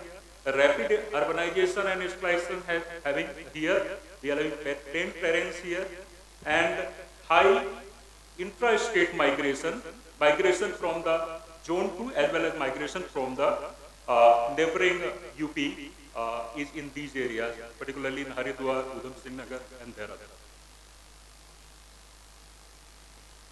If we talk about the urbanization trend in Uttarakhand, in the year 2001, we had just 72 ULBs, and now we are having 111 ULBs to cater. Rate of urbanization is again increasing from 19% in the year 2001. It is now estimated to be about 30.58 lakhs in the state, in the urban areas. Now coming to the real picture, that is the issues and challenges we are facing, being practitioners and having day-to-day interaction with the ULBs. These are some of the problems that we can say that we are dealing with on day-to-day basis. Obviously, we are prone to natural disasters, and we have to design some of the studies which are based on the time-tested techniques, based on the latest technologies available in the market, that how to manage these natural disasters in our building structure, in our transportation policy, and all the other spheres of urban scenario. Rapid urbanization and pressure of floating population is definitely one of the problems that we are facing. I got the opportunity to visit Tripura, and when I discussed with district magistrate, they say that tourist is rarely visiting these places. But in our places, in places like Mussoorie and Nainital, we have to stop tourists. So we have to think about it that in high season that how can we gather the tourists coming from international areas as well as from the other areas of India. Financial dependability of ULB is definitely one of the problems. When Pandey sir was the chairman, I got the opportunity to discuss during the discussions on Finance Commission. Most of the 70 to 80% of our ULBs are dependent on the Central Finance Commission grants and the State Finance Commission grants. They are not financially viable, so obviously if you are not financially viable, you cannot take a decision based on your own requirements of the city. So we have to improve the financial sources of the ULB. That is one of the problems in the state of Uttarakhand. Poor understanding of the land use planning among the stakeholders, and we are most of our EOs are not much aware about the sitting carrying capacity concept. So these type of things should be taught and retaught, trained and retained to these executive officers who are definitely dealing with the real life problems. Lack of affordable housing and informal settlement slums, definitely these are the problems of the plain areas, and on day-to-day basis we are tackling with these problems. Traffic congestions, urban mobility issues is definitely we are facing. Like if you visit Nainital in the evening hours, definitely you will see the type of problems that we are having. So we have to look into the thing that how the new techniques, new designs can be incorporated here, having concept of city buses, CNG buses, something like this, to improve the mobility of these elite areas. Scarcity of the competent manpower and particularly specialists. Like our structure was designed in the year 2015. So I think that is a time to redesign, to rethink about our organization structure. Like we don't have the specialists in the field of urban planning in the ULB, in the field of solid waste management experts in the field, and something like a person dealing with urban transport. These are something new for our ULBs here. So we have to think about our organizational restructuring that is badly needed with the need of ours of changing scenario of urban development. Inadequate infrastructure, basic amenities definitely is one of the problems that we are facing on a day-to-day basis. Sanitation related issues are very typical in the hilly areas, like in places like US Nagar, we are having high water table, and because of the high water table, laying the sewer line is one of the problems. So we have to look for the new techniques available worldwide that how to sort out the problem. In the same way, in a place like Deopriyag, where we have to fetch sludge from the from the bottom to the top head of the road, is again a problem. So we are talking nowadays something about Jukasu technique of Japanese, Jukasu technique by Japanese some establishment to be implemented in the state, in the place like Devprayag. Challenges in mobilizing the urban, the resources for urban development is again a problem because we don't have, like as we discussed, I discussed about the CFC and SFC grants. We have to look for how we can participate the private sector, how can we participate 2 minutes. Right.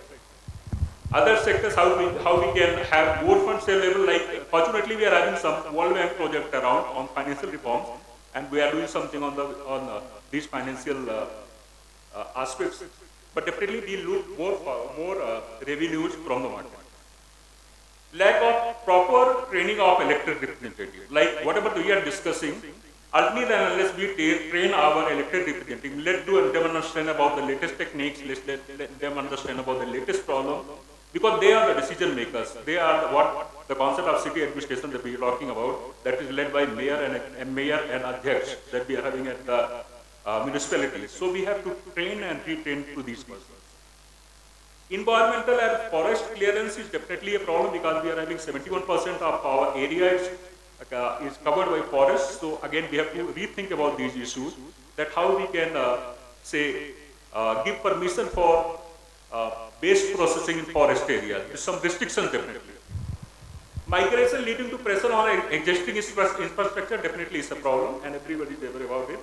Lack of urban planner in ULBs at our UDD dealing with the whole state of Uttarakhand, we just have one urban planner, so definitely we are badly needing some urban planners. Sir. One of the problems that we are facing on day-to-day basis is pressure of unplanned growth in the peri-urban areas. Like for your city you can design, but we don't have any policies to restrict construction in the peri-urban areas. That is creating a problem for cities.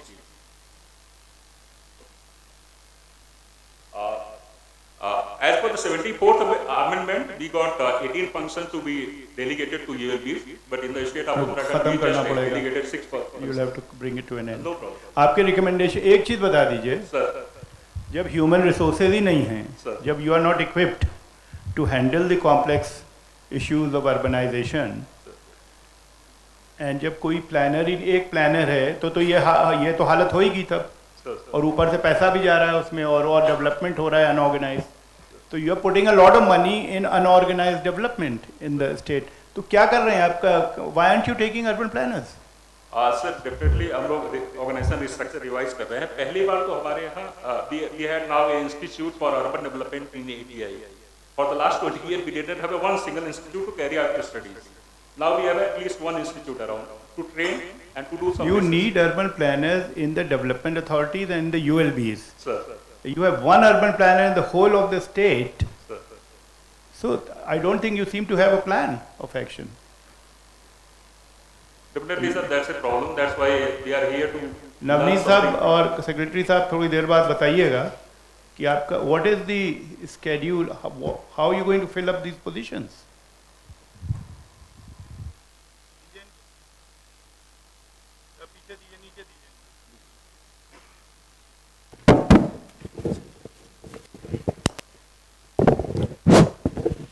अभी sir जो हमारे जितने sir अच्छा okay sir, we have got many vacant posts in our cadre, and regarding that post we have sent the requisition to the concerned commissions which recruit these officers. This is the first point. Regarding the capacity, and so far since we have a shortage of manpower, very junior officers, they have been given very high charges. And in this regard, the capacity building we talk about, recently we have moved a proposal to the government. Besides giving charge to junior officers, we have got ADMs and SDMs, CDOs and BDOs who can take care of the small Nagar Palika and Nagar Panchayat. That proposal is under consideration, and if that proposal is accepted, then suitable officers who know their work. That's a very good idea. Yeah. You have something like, if I'm not wrong, about 800 to 1,000 PCS and IS officers in the state. Sir. So why don't you? We have already moved this proposal. Move it quickly. All right, thanks. Thanks.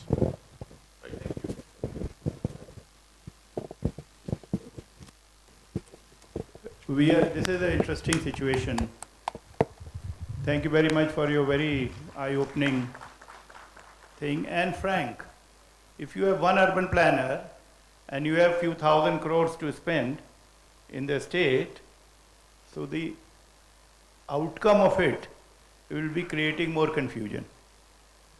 And I think the most important issue is to fill up your positions and to use the ADMs and the CDOs and all this, and use the district magistrates also to orient them, because they can be also, they finally the district magistrate is the person who does this.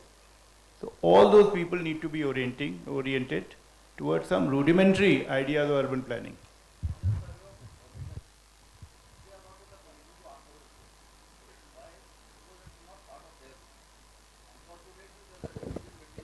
Department and the urban development department, and the entire urban planning along with the administration of the development authorities and the regulatory authorities is with the housing department. So they may not be in a position to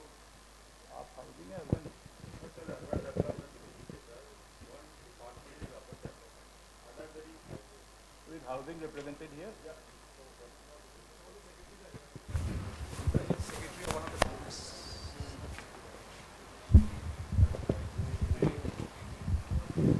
But this message would be communicated, sir.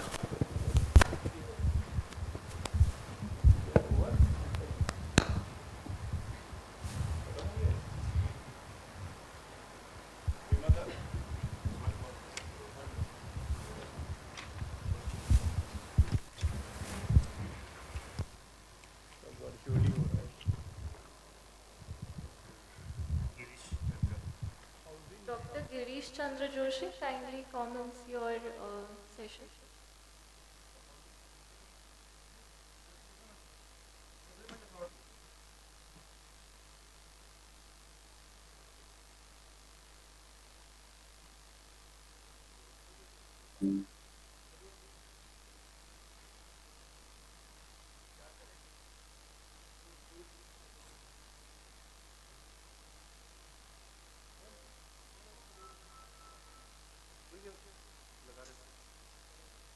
Is my presentation is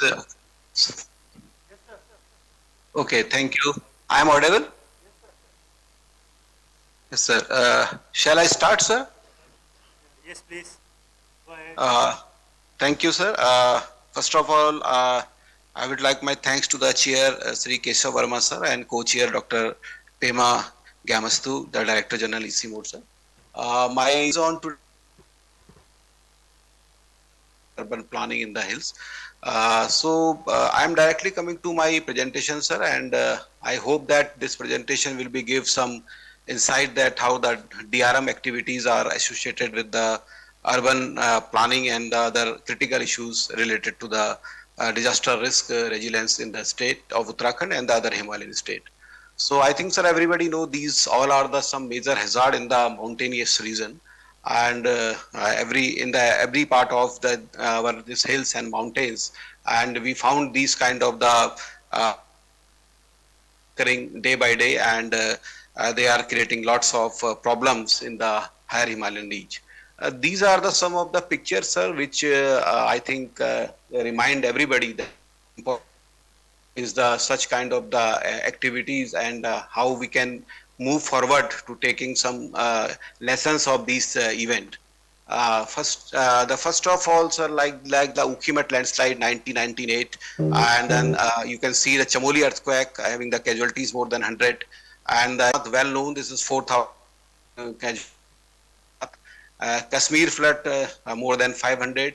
And recently, sir, due to this climatic change, we are also observing these kind of the activities. This Rainy avalanche in 2021, casualties are more than 250, and also then Josimat, presently we are dealing daily on this Josimat sinking. So the climate change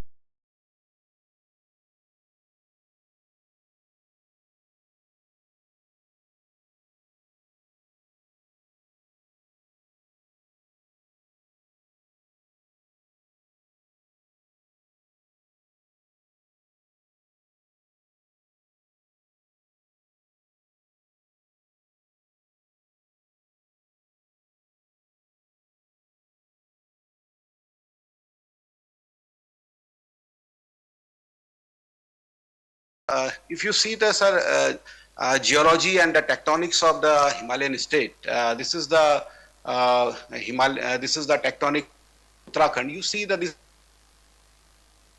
the Uttarakhand. I am showing this Uttarakhand map, but you see the lots of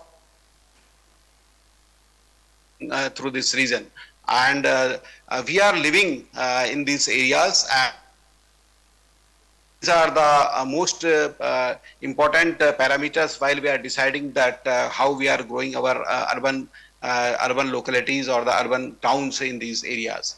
You can see, sir, that the urban local bodies, and if you see my cursor here, the more urban or the MHF, our the concentration of the peoples, the most of the our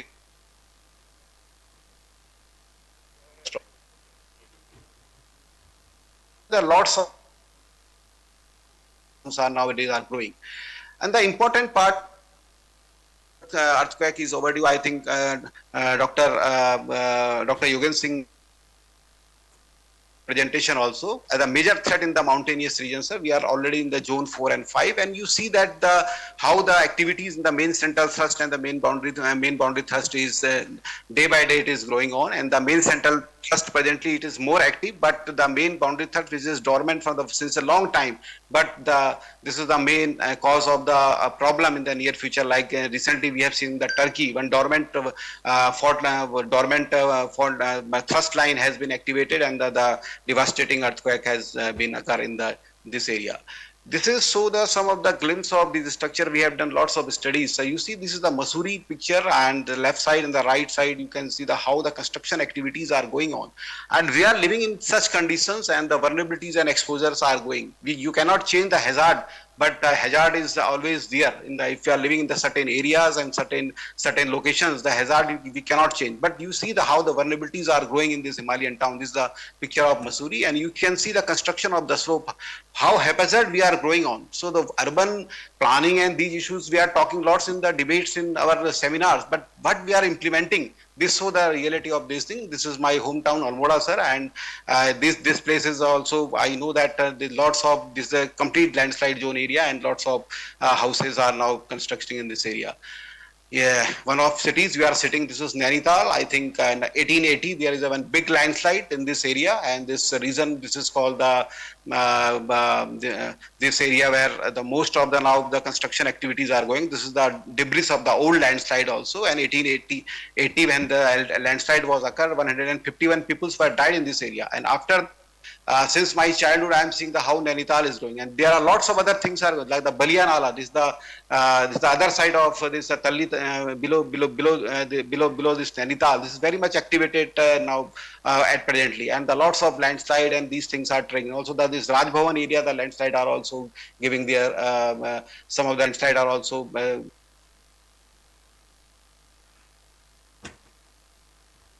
Town like the Chamba and the Simla, the Mussoorie, another most important, the most densified town in this area.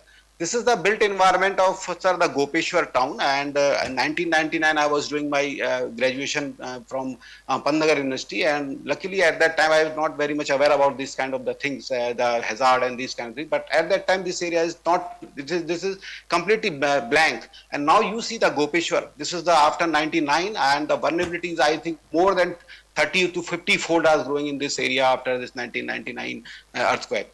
So this is along the highway. If you go to any of the highway of the Uttarakhand or any of the Himalayan state, you see how the vulnerabilities are coming up in this area. So these kind of the construction activities are going on in the whole Himalayan state, and this is the real challenge and the real problem to how to tackle these things. So now keeping this in the mind that we are in the disaster management, also we are always thinking that how we can help on this to understanding these kind of the problems. So understanding risk is a very important phenomena, and I think every department should have such kind of the such kind of the system inside it, so that they can understand that if they are going to plan such kind of the activity. So what are the hazard, in how intense, how extensive, how frequent this hazard will be there. So you should be very much accurate about to calculating these things. you can incorporate it into your risk modeling kind of the thing. Another important part is the vulnerability and the exposure, and this is day by day it is growing, and there's this intersection part. The red part is the risk really. If exposure and your these vulnerabilities are growing, I think risk is.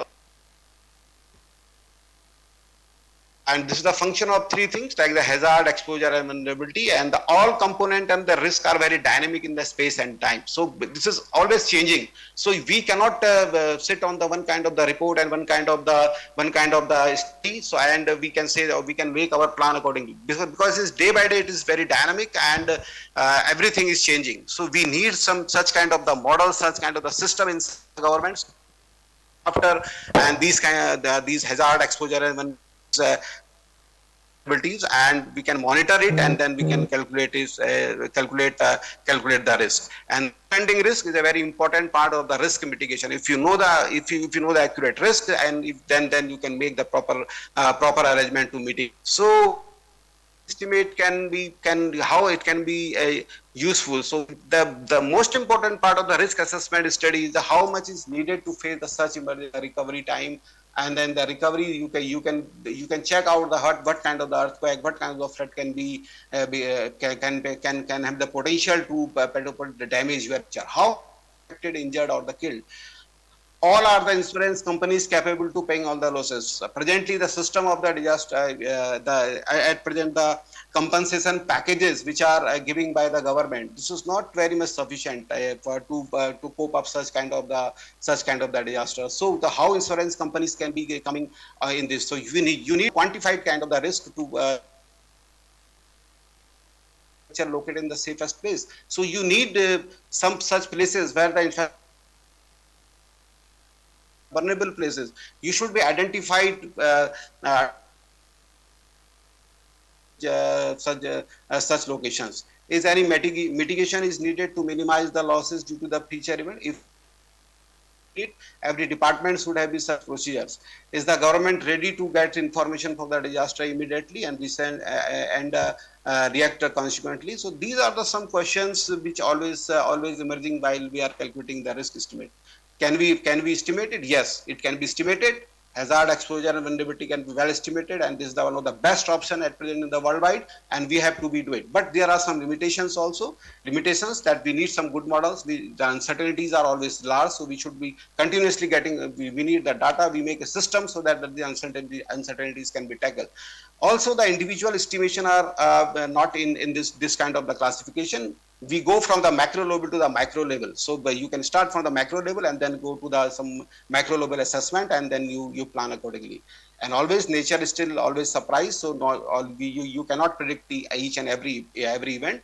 And you can make some retrofitting schemes of some of the infrastructure. You can make certain plans. You can make certain incentives so that you can make it, but you cannot choose each and everything. So in the last of my slide, I will go that how we can go for the macro to the micro level.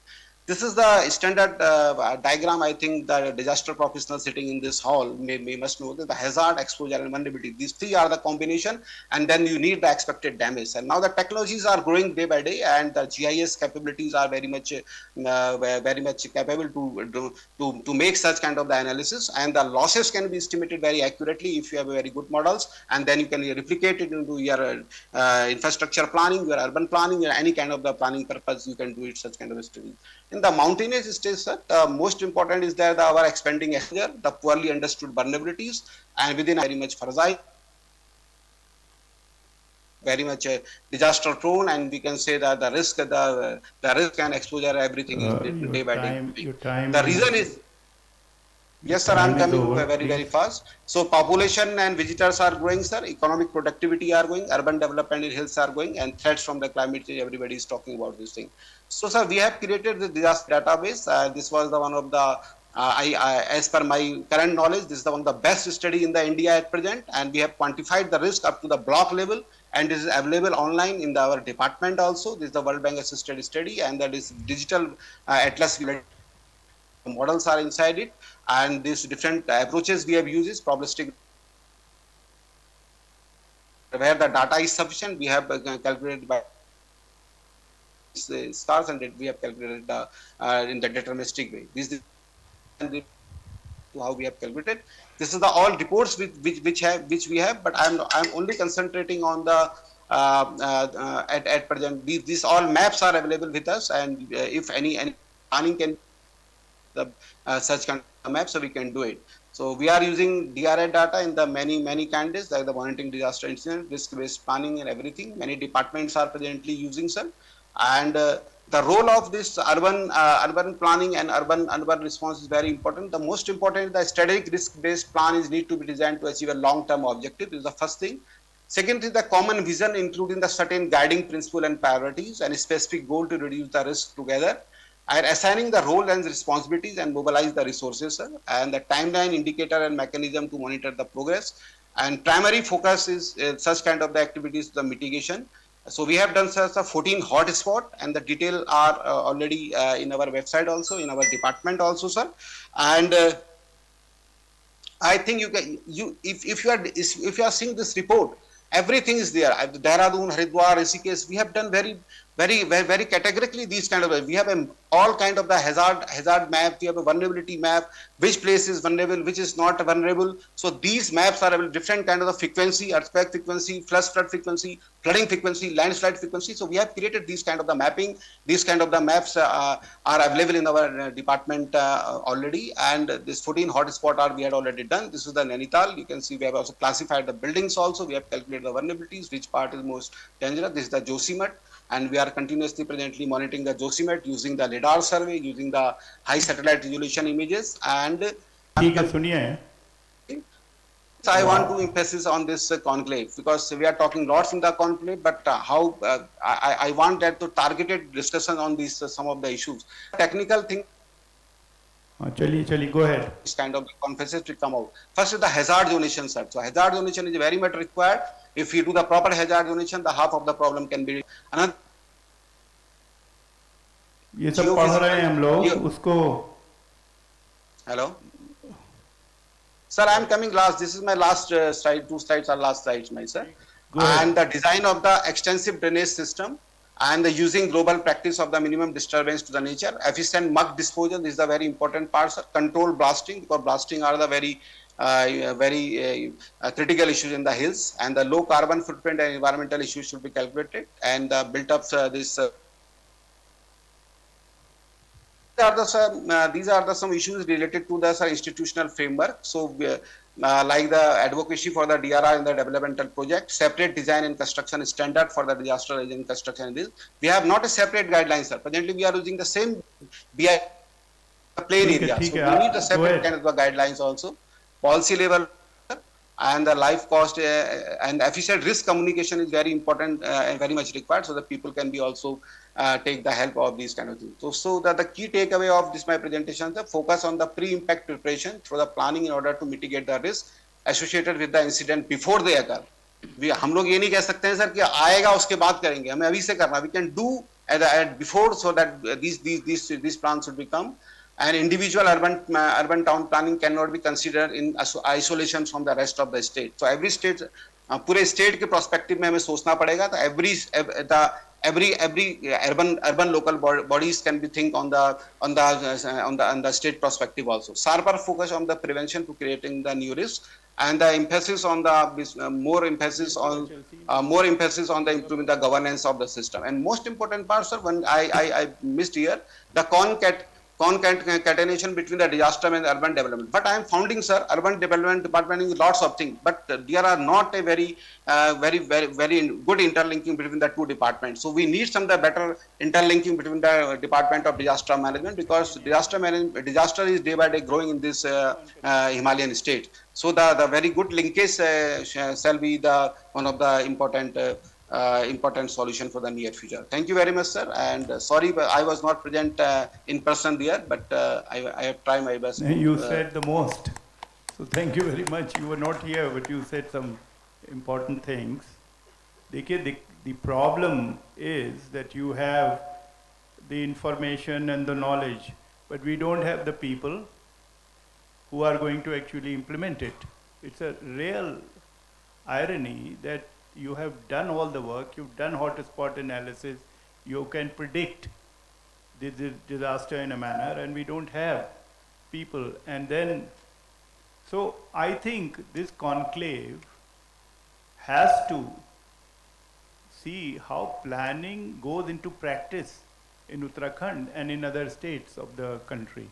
So I don't think this is only about Uttarakhand, but I would really encourage the Urban Development Department and the Housing Development Department to actually take a look at these maps if they have the time and get a idea. I mean, take a look at Nainital map and see what all is going on around it, whether it is violating the risk vulnerability framework which he has given. So these have been very, very important present.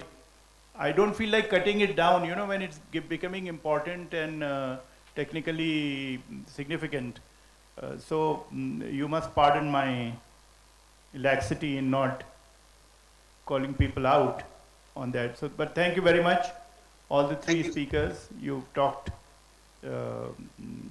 I think we'll have to come out with a strategy. Urban Department will be come to our can make some linkage between, because it is a policy level decision. हाँ करेंगे इसको linkage को बनाएंगे, बैठे हैं secretary साहब और director साहब.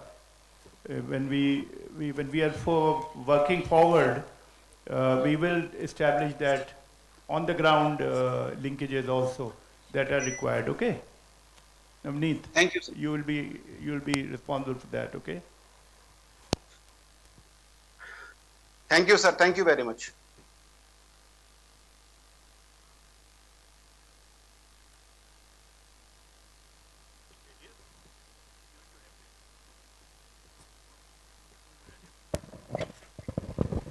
Thank you very much. I think very interesting presentations by all the speakers and very relevant.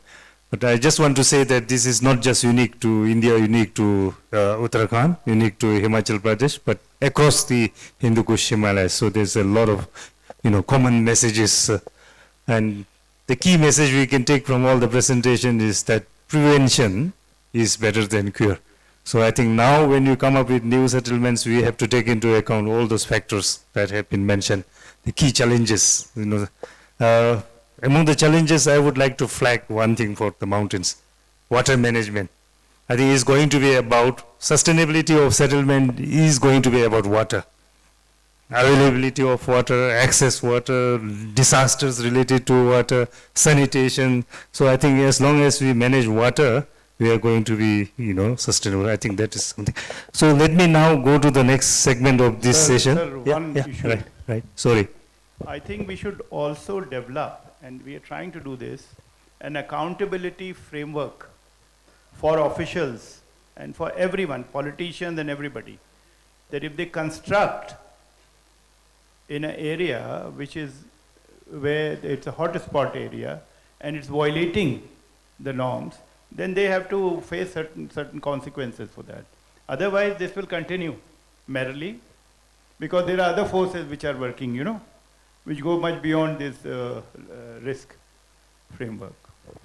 Thank you very much, sir. So, may I now invite Mr. Samir Rai, Joint Chief Town Planner of from Sikkim. Samir ji. With the permission of the chair, I wouldn't want to much go into the depths of the slides and all. I think the issues we are discussing is almost common for all the Himalayan states. So I'd like to quickly skip to some of these. We are a city with a population of around 100,000 roughly. So it's a northeastern state, it's a capital, and almost all of the population is almost 60 to 70% of the total population of the state is holed up in this small area. The main city lies on one side of a hill, it's on a ridge. So I'll just skip through it. So the city is flanked on east and west corridor by two streams. It's on a ridge, now you can imagine a ridge. It's on the western and the eastern side. And now when you go to the kind of typology we're building there, the pleasant weather conditions and the picturesque, the Kanchenjunga has, made Gangtok a very important tourist hub. But at the same time, I want to go to the first sessions where we deliberated on the carrying capacity. It's a big questionable thing. It also serves as an administrative hub, being the capital. And these are some of the factors which has led Gangtok to being a very rapidly developing kind of settlement over the past few decades. So these are some of the challenges we face. It's very fragile, it's located in seismic zone 4 and 5. We have been hit with like numerous landslides, you know, like the earthquake as recent as 2011 when we were hit with 6.8 Richter scale. And very recently, just yesterday, there was an avalanche, like which hit one of the tourist places. You know, like all 150 people are buried under. Tragically, we lost some lives. So these are some of the challenges we have been facing. Now, these are part of the questionnaire, like where we just to grid the presentation around what was supplied to us. Like just to summarize, I think what we are lacking and the challenges. We lack the institutional structure, you know, legal, technical, and financial. Legal, like if you just read it, it will be the robust framework as in terms of bylaws, you know, like the guidelines, the acts. And when it comes to the technical part, like we have a lack of trained professionals, manpowers. Like as Verma sir correctly pointed out, we have the will, we have the data, but we don't have the professionals to actually percolate that idea physically on ground. That's what we are lacking right now. And also the financial issue, I think almost all of the states, I think they will reiterate with this. We talk about the plan, but to get that plan is very invaluable, you know, but to get that invaluable thing as a tangible element on ground, you need the adequate amount of finances. That's where we are lacking. We have this natural hazards, then we have this lack of detailed base maps and special land laws and ownership provisions. See the grayish ones, that is the available land we have for construction. Out of the entire state, 90% is unusable. Out of the odd 10%, majority are private holdings, so there you can understand the feasibility of actually imposing a master plan and land use. This is the current risk assessment and all, like the MBA survey, this is the water bodies plan. Here, like when we talk about water, like we have been talking about it, like we talk in terms of economic development, in terms of hydro and all. We have many, you know, property, many of the hydropower and all, but the potential for hydro comes with the potential ecological impact. Flash floods and the related landslips are important issues. These are some of the state action plans. I would skip this. These are some of the green initiatives what we have been talking about under the mission projects and all. These are the building practices wherein we try to control the peri-urban areas. Like the notified areas are looked after by the Department of Urban Development. But for those areas beyond the notified areas, we actually check the DPRs so that the uncontrolled development, at least we check in terms of, you know, like compliances to the national building codes and the seismic parameters and all. How do we get there? I think these are some of the pertinent questions. Wherein, like, I would want to drive home the point, like, the earlier DT Ayog, there was a presentation where we looked at the hills, you know, like, we did not arrive at that scenario overnight. It happened over a period of time. So, hills have developed without a lack of idea sharing, maybe over the past decade. That's where, like, I would want to, again, reiterate the point made by our ISIMO DG. You know, like the issues we are talking about, transgressions across the geographical boundaries, the political boundaries. And also I want to reiterate Sri I.K. Pandey, sir, like he had talked about learn and localize. You know, like, and I think with chair, as, you know, like, as enthusiastic as Verma sir, like, I would want to drive home the point made by Additional Secretary Sir of Urban Development Uttarakhand, where he talked about lashing by Verma sir. And, you know, like, it's not too late, you know, like, and there is no easy way out, as pointed out by the World Bank representative, you know, there's no easy way out. So I think conclaves like this, idea sharing, knowledge sharing is very important and pertinent for us to get there, you know, like to at least try and control so that in the next decades, we don't, of course, yes, I saw that.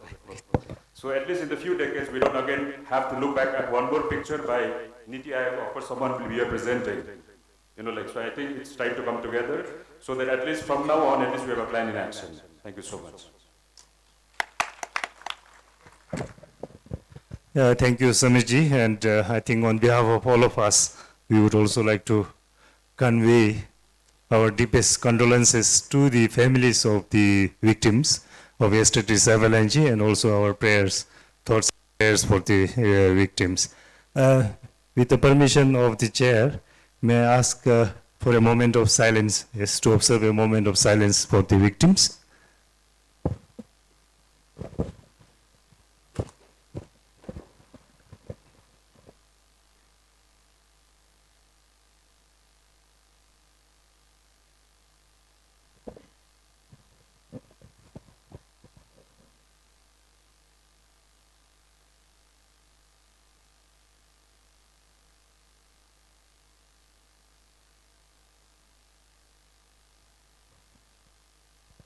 Thank you very much.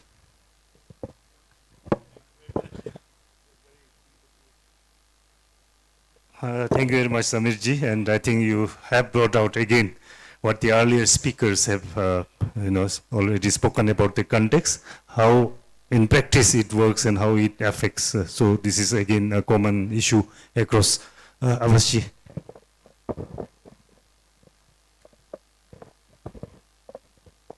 So, sorry to jump in, but I just wanted to make one suggestion because based on the very good presentation from Sikkim, so each of your states, you have certain regulations. And I think the Sikkim one was very innovative in that you're looking at peri-urban areas. So what I'd suggest is that, of course, we are going to put up all these presentations in a shared drive and share it with Keshav Verma sir.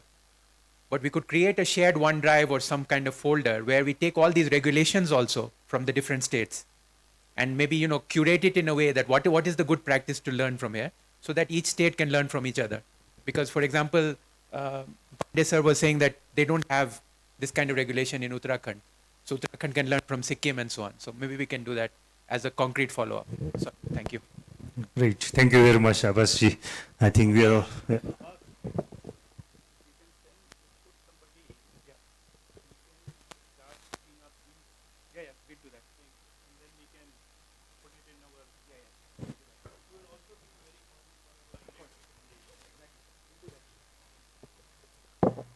Okay, more questions, shall we go to the next one and then have. Okay, thank you very much. I think for the sake of time, we will proceed with the next presentation. That would be from Mr. Pankaj Upadhyaya, Secretary of District Development Authority of Nainital. Sir, you have the floor. Namaskar. I, Pankaj Kumar Upadhyaya, Municipal Commissioner Gulwani and also Secretary Development Authority Nainital. I want to show a short film regarding the solid waste collection, transportation and user collection.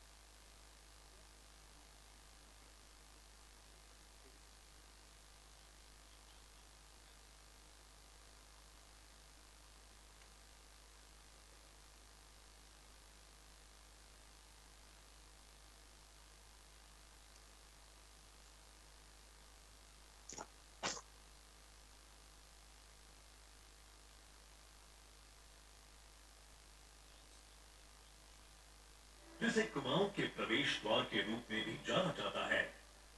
Uttarakhand के जनपद नैनीताल स्थित हल्द्वानी शहर जिसे कुमाऊं के प्रवेश द्वार के रूप में भी जाना जाता है, वर्तमान समय में आम जन भागीदारी से बहुआयामी विकास की नई ऊंचाइयों को छू रहा है। शहर के बढ़ते शहरीकरण के बावजूद नगर निगम हल्द्वानी नागरिकों को मूलभूत सुविधाएं उपलब्ध कराने में निरंतर अग्रसर है।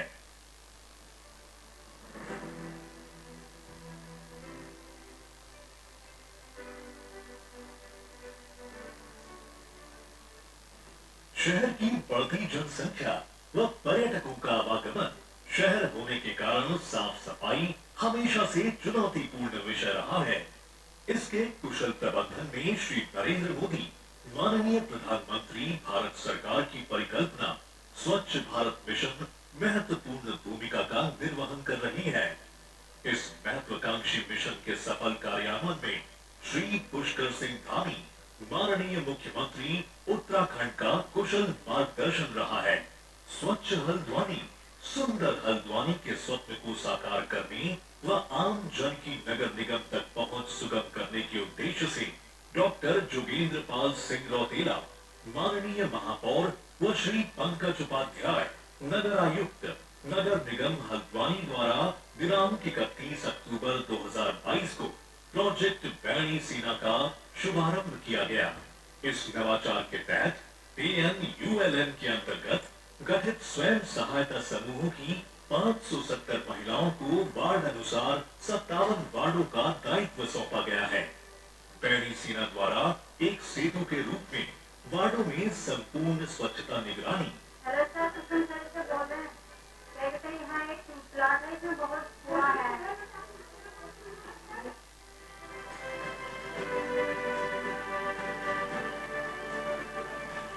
डोर टू डोर कूड़ा कलेक्शन कार्य निगरानी।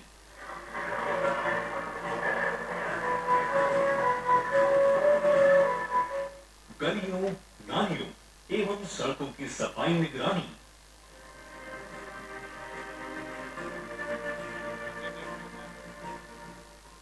प्लास्टिक उन्मूलन व सिंगल यूज प्लास्टिक प्रतिबंध।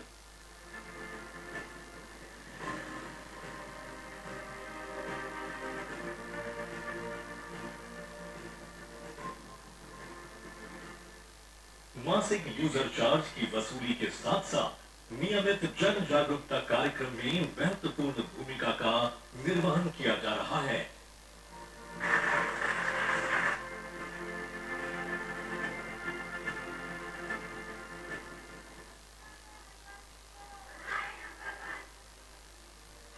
पैरी सेना की समस्याओं के त्वरित निराकरण हेतु नगर निगम द्वारा नोडल अधिकारी नियुक्त किए गए हैं।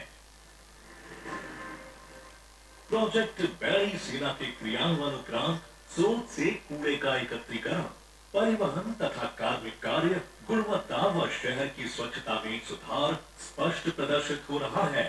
साथ ही नगर निगम की सेवा की एवज यूजर चार्ज कलेक्शन में 6 लाख से बढ़कर 35 लाख की अकल्पनीय बढ़ोतरी हुई है।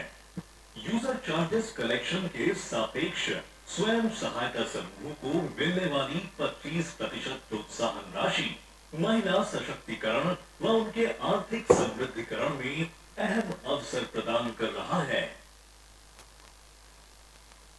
नगर निगम हल्द्वानी का गोदाम प्रत्येक घर से प्रत्येक दिन कूड़ा कलेक्शन करने के लिए और संपूर्ण हल्द्वानी शहर को स्वच्छ और सुंदर बनाने के लिए प्रतिबद्ध है।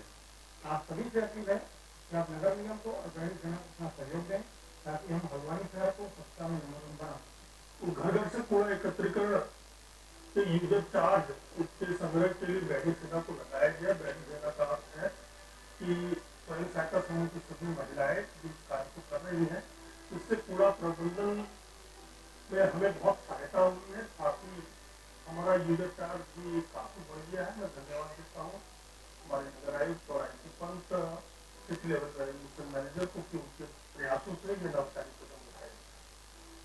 आज हल्द्वानी शहर में पैरी सेना के माध्यम से आम जन की भागीदारी में उत्साहजनक वृद्धि हुई है।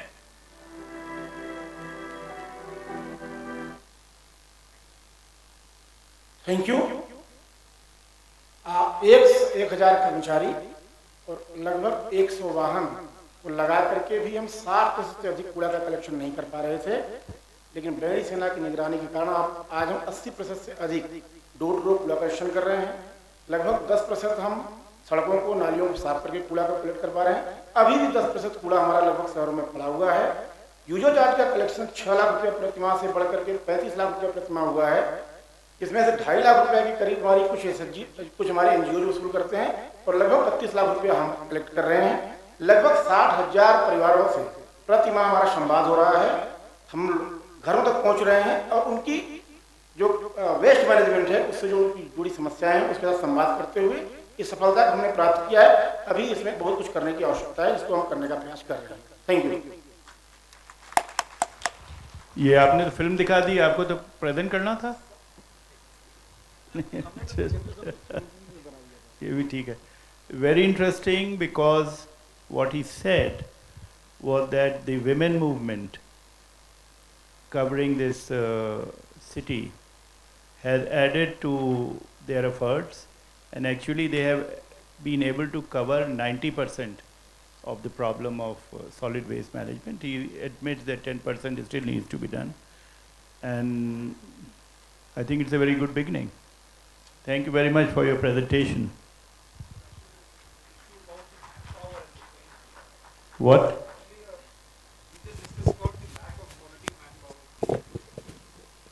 Who discussed? in the previous session or the previous lecture, we had discussed about there's a serious lack of manpower in the urban local bodies, because of which we are not being able to implement this on the ground. So this example, sir, is actually a very good example of how to synergize the civil society engagement, sir.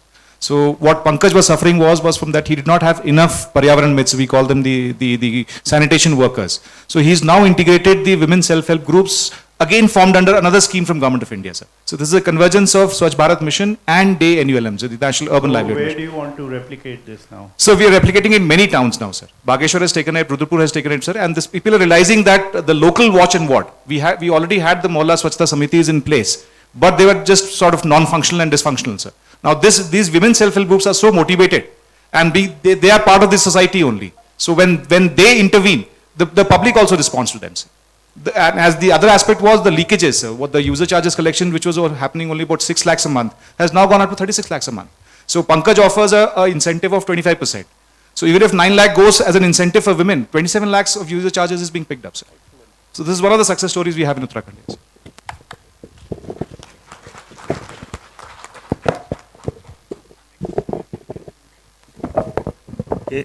Thank you very much. So I'm sure there would be a lot of questions on all the presentations, but please take note, and if we have time, we will come back to them. But right now, let me invite Mr. Jitendra Verma. So there is no lunch, no, right? Subdivision All manager. of us have to be here, have no lunch, and commit ourselves to mitigating the problem. So, please go ahead, STM from Kedarnath. Good afternoon. Good afternoon, everyone. Respected dais. I'll be presenting a story, presentation and a case study on polluter spray principle. We have a very popular principle in environment that says that whoever pollutes has to pay a penalty for it. Now, being an STM Kedarnath, people come to me like we had a very brilliant yatra and the people are here very good, the mountains are good, but at last what we faced was little waste. So what we did was a private company approaches us under a startup, and it said that we want to collaborate, we have a solution for you, and the solution was QR based. Like if you can see this image,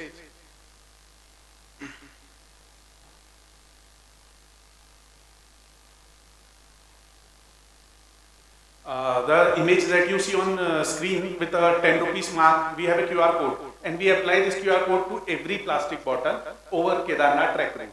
Now what happens is we are able to trace every single bottle over the track, and now the bottle has an identity.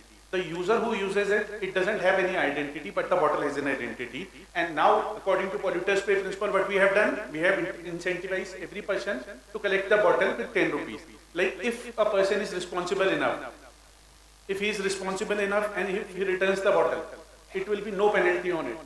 But in case he goes to the terrain and he doesn't value 10 rupees, so he'll throw the bottle like this. But on the second end is that like our Ghodewala, Pittuwala and other persons who are responsible enough or who lure for 10 rupees, they'll pick up the bottle and bring back to us. Now, what we did, I'll show you in slides.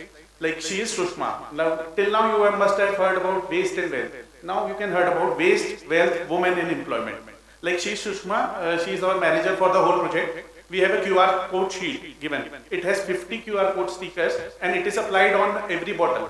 So like we have got IEC activities done for the project, like in the image you can see, we have some significant posters over there. Now people, all the departmentals and all the people appreciated it, and the technical part of it goes, it is a technical based intervention using the QR code based technology. Now what happens is, if I apply a 10 rupees QR code on every bottle, if I am a responsible citizen, there is no penalty on me.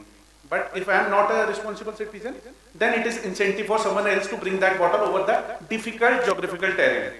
Like we will not be able to trace those bottles in the Himalayas edges. Now, it again provides dignity to the worker who picks up the bottle. Like if I have 50 sanitization workers over there, and if they can pick 10 bottles in a day, they will have an additional income of like 500 rupees or 10 bottles or 100 rupees. Now, taking all stakeholders into case, now till now what happened was, people used to poll all negative about government in the social media, like we went to Kedarnath Yatra, we didn't find this, we are suffering from this. Now it has changed the perception of the government. Now after this project, what happened was, now everybody posted in social media with this sticker, and they said that, oh, government of Uttarakhand is very sensitive. Now they have taken a step toward the environment.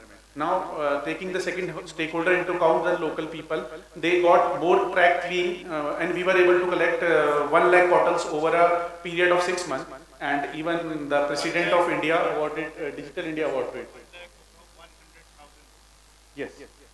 100,000 bottles we were able to collect, and we were able to put stickers on 1,60,000 bottles. So now this year onwards, we are again taking up this project. The idea of giving this presentation is to take all stakeholders along, whether it be from World Bank or urban department or central government. So we look forward to take help in form of like resources, and even we didn't have any legal framework to implement this. Like this was purely an administrative mandate and a purely will of the administration to do it in the local area. When I look back into plastic waste management rules or Environmental Protection Act, I doesn't find any such example of implementing it or forcing it on people. But like my DM, we had a will that we need to do it. It is very important for our area. So we put an administrative mandate from Gupta Kashi to Kedarnath, like around 50 kilometers of area. So local people came along, and earlier they were like, why should we sell this? Why should people will ask for extra money? So there were like many questions around, but we were able to, through talks, through media, through IEC, through their felicitations, through carrot and stick policies, like banning of single-use plastic, like there were many things, and thus administrative mandate was enforced on them. Now, ultimately, what the idea is to bring it to an European state and do it like that. Every shopkeeper should have a plastic material supplied with with QR code, and every QR code should be traced. Every bottle should be sent to the recycler, and we can have a healthy ecosystem in the urban yatra where we have huge amount of floating population. Could you wrap up, please? Time is up. Just way forward for the thing. It's like we don't yet have any legal guidelines for it, but we are still doing it as an administrative mandate. We will be doing it in a decentralized manner in coming years. We need to incentivize the shopkeepers for doing it further. And as I said earlier, I seek resources in terms of funds and manpower. And finally, we need to take attraction of extended producer responsibly, who claim so much big in big meetings like World Economic Forums and many places. They say that like they are doing so much contribution. So we need exactly from like cold drink companies, chocolate companies, and this wafers companies. We need environmental protection responsibility in high consumerism area, in floating population area, and for our hill population. Thank you very much. This is very, very good. Your SDM there? Yes. Excellent. See what SDMs can do, what directors don't do.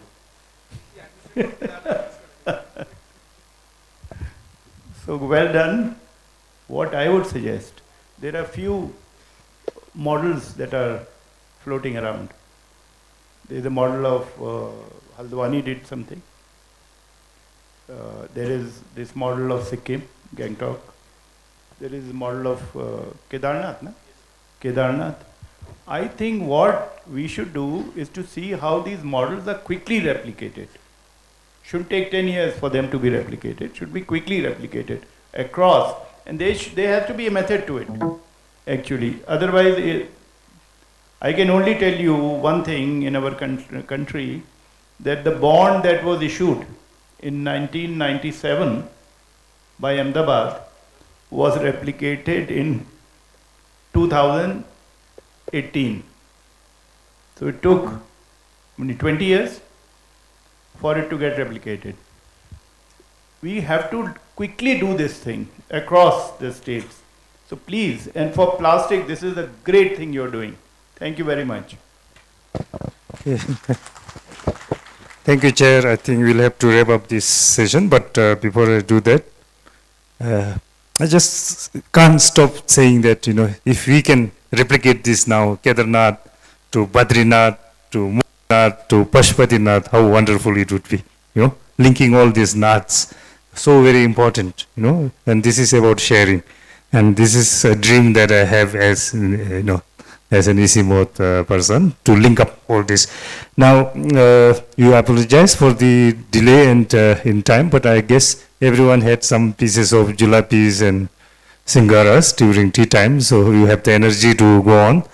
But again, before that, I think Ms. Gupta has a very important announcement to make, and then we will move on to the next. If you could very briefly give that message. Yeah. Yeah.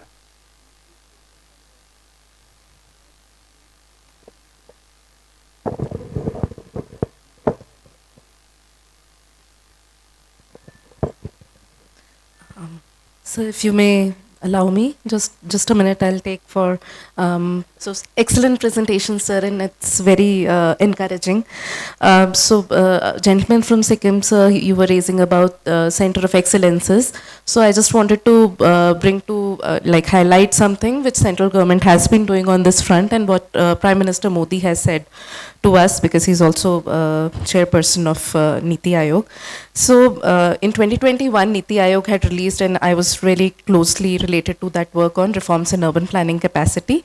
It had a lot of recommendations about HR, about the ecosystem of urban planning, and eventually last year's union budget had certain dedicated announcements for especially the Center of Excellence in Urban Planning. So 5 institutes, existing academic institutions across the country. The competition is going on. The Mahua is the center who's hosting that competition. So they will be selected eventually, and they will be granted 250 crores endowment fund. And one center has to be dedicated for the Northeast region in particular, not just Sikkim, but entire Northeast region. So that is happening already. And last year, the urban reform budget, which was announced by the central government, was 6,000 crore.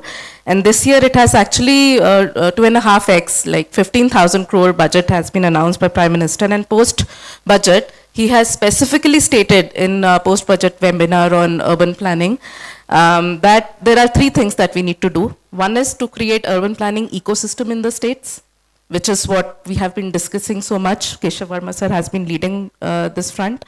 Second is, he really highlighted the lack of urban planners in these states, which was, this is a subset issue which was not really brought out by any prime minister so far. And he really spent like 15 minutes talking about this issue in the post-budget webinar to us. And the third was inclusion of private sector in solving urban issues, which is what the example of Kedarnath is bringing to us, how private sector startup actually helped to resolve the urban problem. So I think such kind of things need to be really documented, need to be upscaled, replicated across the country, and it needs to be brought on fore to the Prime Minister as well. That's it. Thank you very much. That's very good news. You have the support of the Honorable Prime Minister for this initiative. So with this, I would like to thank all the speakers for this very interesting, sharing of experiences from the different cities and, states. So thank you very much. I will hand over to the chair, or, we wind up this session and then hand over to, yeah.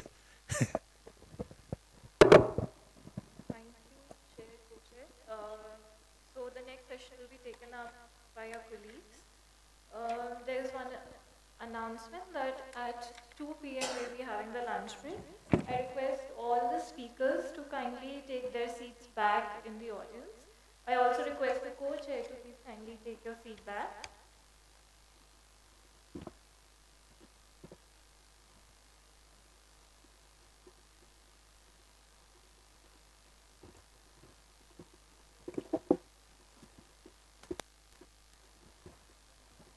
Thank you all for an excellent session one and for setting a very good context to the other sessions that are to follow. A big thanks especially to Dr. Pema for his insights and deliberations for the session one. I would now request Sri Keshav Verma sir and Dr. P.S. Rao to stay back and to continue chairing our second session as well. Our second session focuses on integrated planning, particularly for infrastructural services in Himalayan cities. It brings together key stakeholders for town and country planning from across the country to share challenges and to explore best practices and inclusive solutions. I would invite our speakers, Mr. Funshu Togbe, Secretary, Ministry of Infrastructure and Transport, Government of Bhutan, Shri Zomming Tanga from the Aizwal Municipal Corporation, Dr. Sang Kyon Lee from the Korean Research Institute for Human Settlements, Mr. Sarabjit Singh Sahota from UNICEF India, Shri N.K. Dhiran from the Additional Chief Planner, TCPO Mahwah, and Ms. Stefania Abukali from the World Bank will be joining us virtually.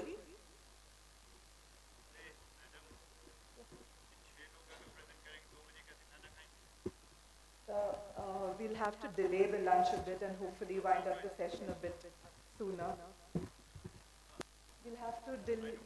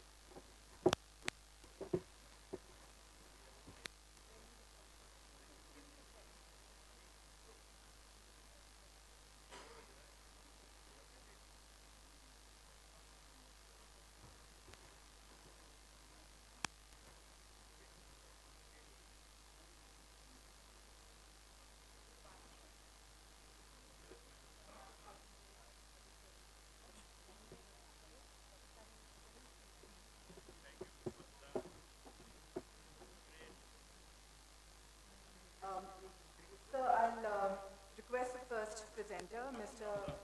Funshu Togbe, to kindly take the stage.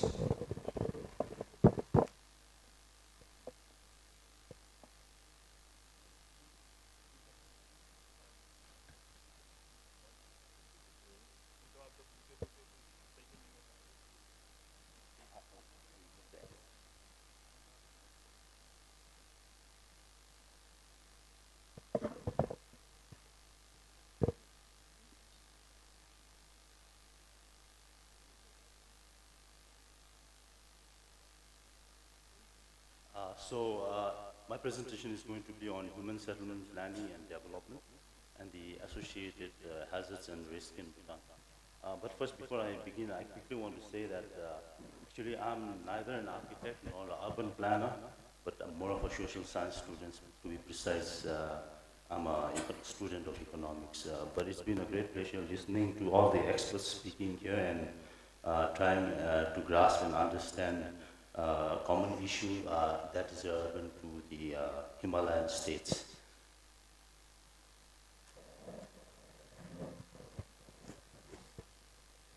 So this is the background of my presentation. I'll not dwell on this. We have been blessed with a very rich ecosystem, and we have had very strong leadership in terms of preservation. And that's why we have much of our environment still intact. But that's not really going to be the case if we do not come up with the required intervention. This is becoming very, very serious and the need of the time just now. Today, some urban facts, just to set the context. 39% of the total population in the country lives in urban centers today. By 2047, 50% is going to be. We have 64 urban centers. We have growing urban poverty, increasing every year. And we have only 7% arable land, out of which we have cultivated 2.93%. Our built-up space is just 0.16%. This is the legal planning framework for us, but we still do not have adequate legal policy and regulatory framework. We still have conflicts with the local government authority. We're still trying to find ways how we can actually streamline many of these issues. A very recent presentation made by an international consulting firm to us on the first Thimphu Paro Regional Spatial Plan actually said that the local government authorities have actually flouted the developmental control regulation. That's the basis for actual development of urban settings in the country. In terms of the levels and types of planning, we are aiming for a three-tier planning system, where actually it's very important that the lower level plan must give due consideration to the higher upper level plan. The upper level plans are basically aspirations that we want to achieve. So through this, the national and the regional, which are basically strategic in nature, the Zongkak or the local level plans, which actually goes down to the plot ownership level, so the build actually that takes place, they need to be cognizant of these higher level plans, which actually we believe would actually much of the issues that we are actually trying to deal with in terms of urban settings. Going on to the next, hazard and risks in Bhutan. Bhutan being, Dr. Joshi talked about the seismic hazards, and I'm not going to talk about much on that, but we have great natural hazards such as earthquake, floods, gulf, and landslide. This is common to all the Himalayan states, I believe. And since we have very limited arable land, now recent trend and development is that we're encroaching on the slopes. Till now, the urban settings in Bhutan has basically taken place in the valleys. But now recent trend is actually encroachment of the hills, which is actually very dangerous. And many of our rivers also originate from glacial lakes upstream, where we have many gulf actually. These are some of the the schematic shows some of the glaciers in the northern part of the river basin where it starts from. We have actually over 700 glaciers, out of which 567 glacial lakes actually exist in the headwaters of all the river systems in Bhutan. And 17 of these have been identified as potentially very dangerous to human settlement. And the reason why this is very important and critical is that almost 70% of our settlements are located along this drainage basin. So if you are not able to have early warning system, if you are not able to mitigate the risks, this is going to have severe impact downstream. And we have already experienced many gulf events in Bhutan. In the last 57 years plus or so, we have had 10 major gulf events, out of which 4 were very recent after 1994. We have lost human lives as well. This picture basically shows how development is taking place on slopes. And I mean, what you see down here, these were all paddy fields at one time. But now what's happening is we are going up on the slope and we're encroaching the slopes, because we are basically encroached on all the paddy fields. This is what Thimphu used to look like sometime in 1960s, extreme right-hand corner. And then today, by 2020, this is the state of Thimphu city. Again, a comparison of what south of Thimphu looks like today and what it used to look like around 15 years ago. The lower picture is basically the Paro Valley, where we have the international airport some 15 years ago, and then what it looks like today. Basically, seismic hazards, Dr. Joshi spoke extensively on that. So I'm going to leave the context very limited to Bhutan. We did a GPS campaign sometime in 2012. We found that the Bhutanese Himalayas, like the rest of the Himalayas, is actually converging exponentially. So approximately, we're talking about 20 millimeter of convergence every year, resulting in a lot of high seismicity in the region. And we also found through research that we had a major seismic event of 8 magnitude plus sometime in 1714. And we have not had a major seismic event in the country in the last 300 years.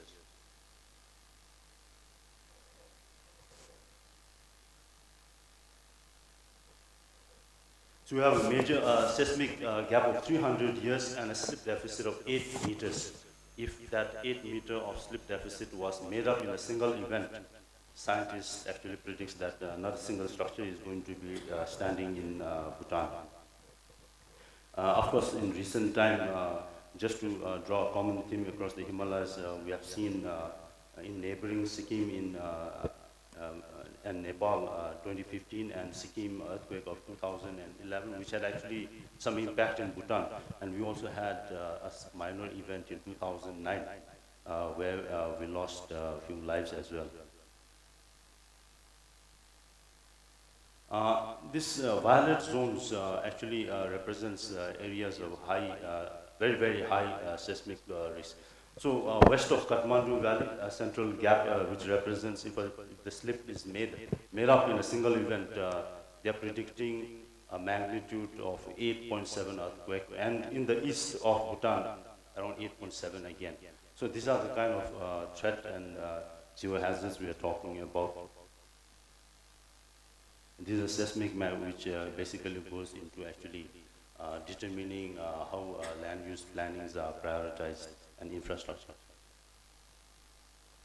We have been also acknowledging this very high risk. We have been doing this seismic hazard map in the country.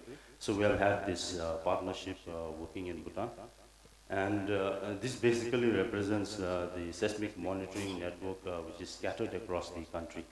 And we have today, like all the 20 districts in the country are covered with this seismic intensity meters, and 14 source monitoring stations which reports seismic activity in the country on a real-time basis. We have tried to actually, cost is the issue, so we have tried to actually connect them close to the community centers which are actually fed with live fiber optic network. But in any kind of seismic event, you know that the network is going to be hit first, terrestrial based network. So in recent time, we have tried to upgrade this with satellite connectivity so that we have adequate redundancy.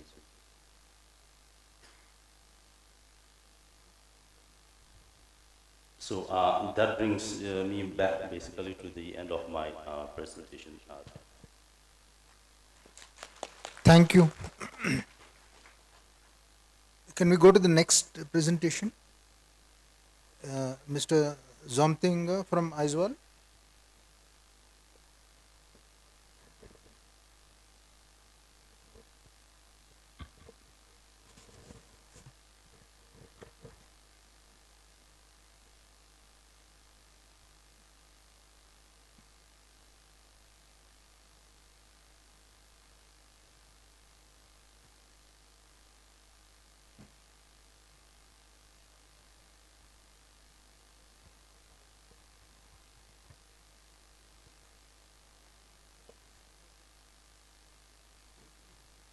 Mr. Barmasa, Mr. Rao, Chair, Co-Chair, and my fellow speakers, and dignitaries from the central government, state government, the ATI, from the World Bank, and from Japan, and colorful mix of experts and professionals.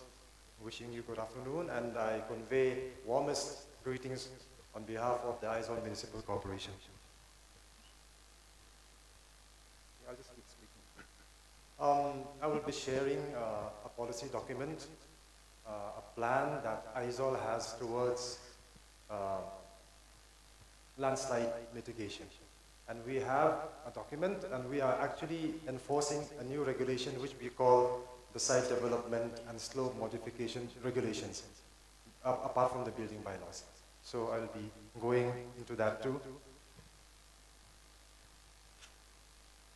Well, Aizawl, for some of us, we may not be familiar. It's in the northeastern corner of the country, bordering Myanmar and Bangladesh, and 3 other Indian states. We have, in Aizawl, this capital city, we have a population of 400,000, and state population is 1.2 million. And we are in the Patkai range, the Patkai system of hills. And the eastern part, the eastern corner is in the Arakan range as well, not in the Himalayas. Okay.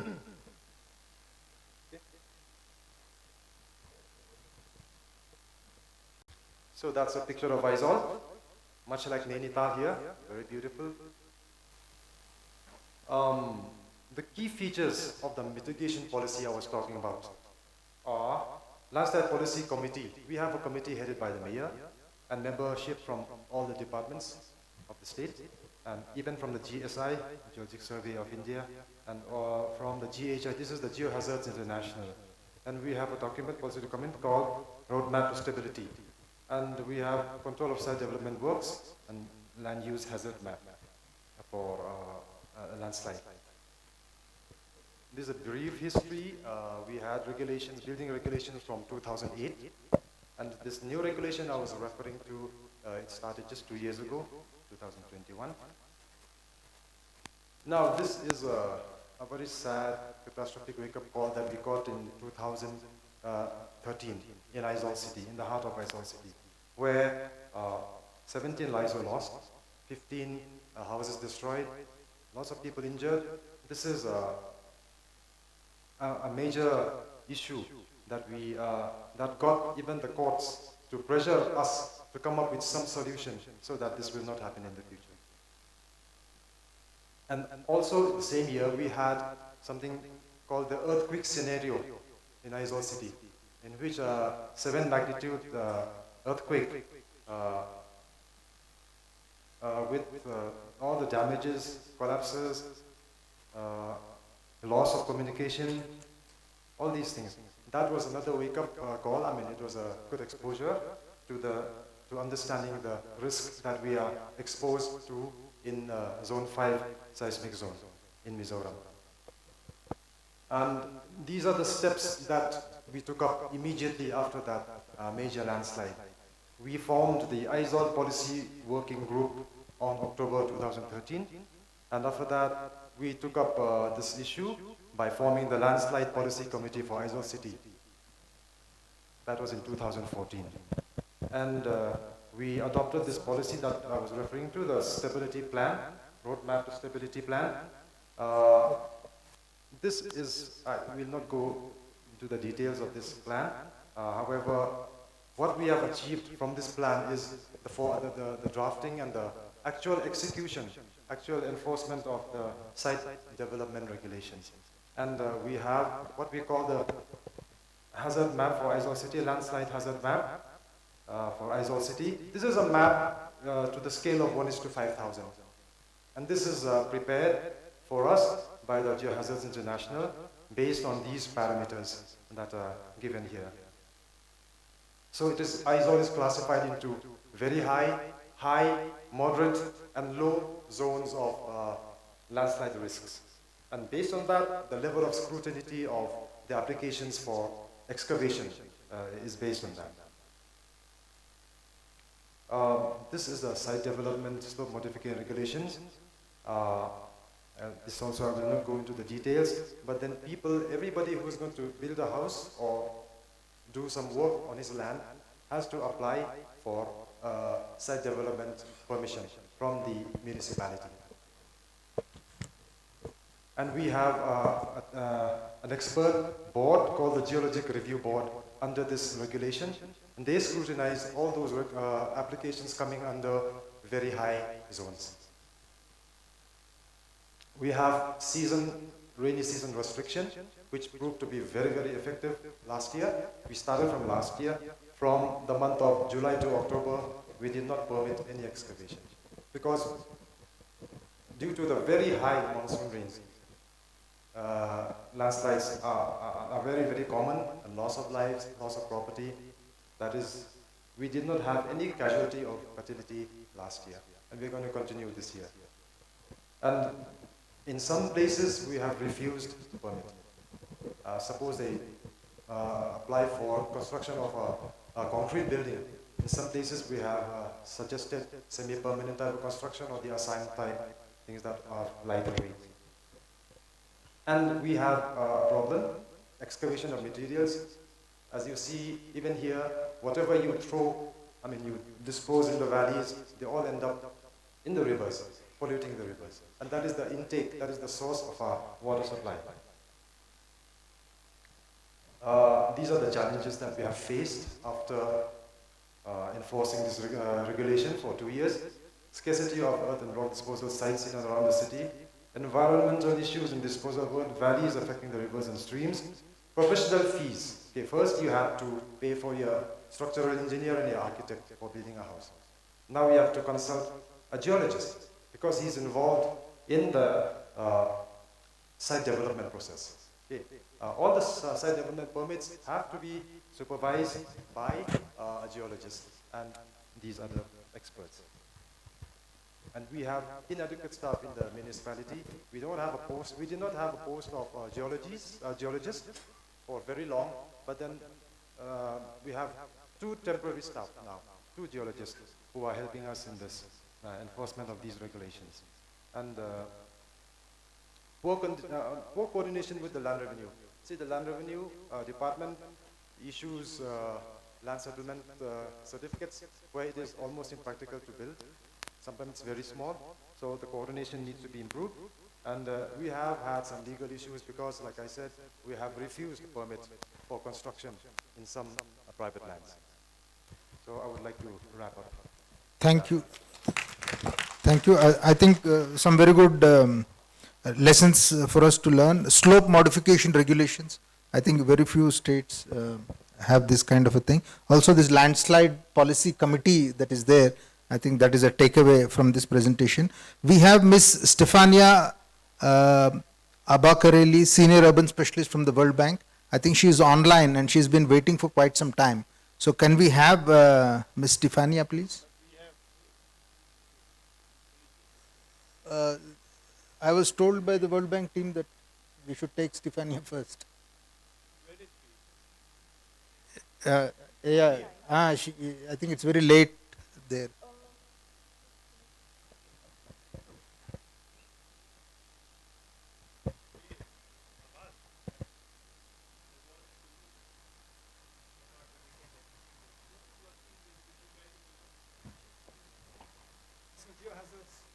They started off.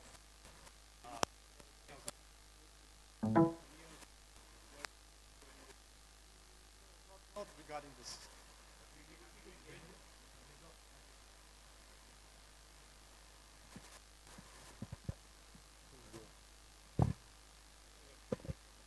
Stefania, you can start your presentation.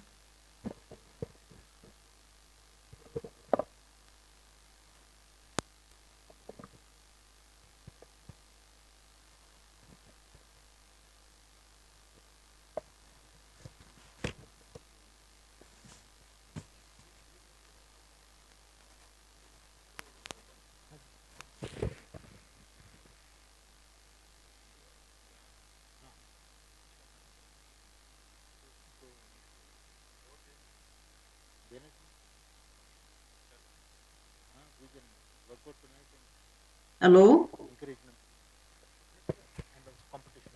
Okay, can you see the presentation? Yeah, we can see the presentation. Please go ahead. Thank you. Okay. Thank you so much for having me, and thank you to the chair and the co-chair and my colleague Vasuda for inviting me. So what I'm going to make here a brief presentation, not about tourism in Bhutan, since we have the Bhutan government representative. Is more what I have been asked to talk about is a global perspective on managing over tourism, and in this case, in South Asian mountains. And I'm sorry for being alarmist, but the situation is alarming, as you all know.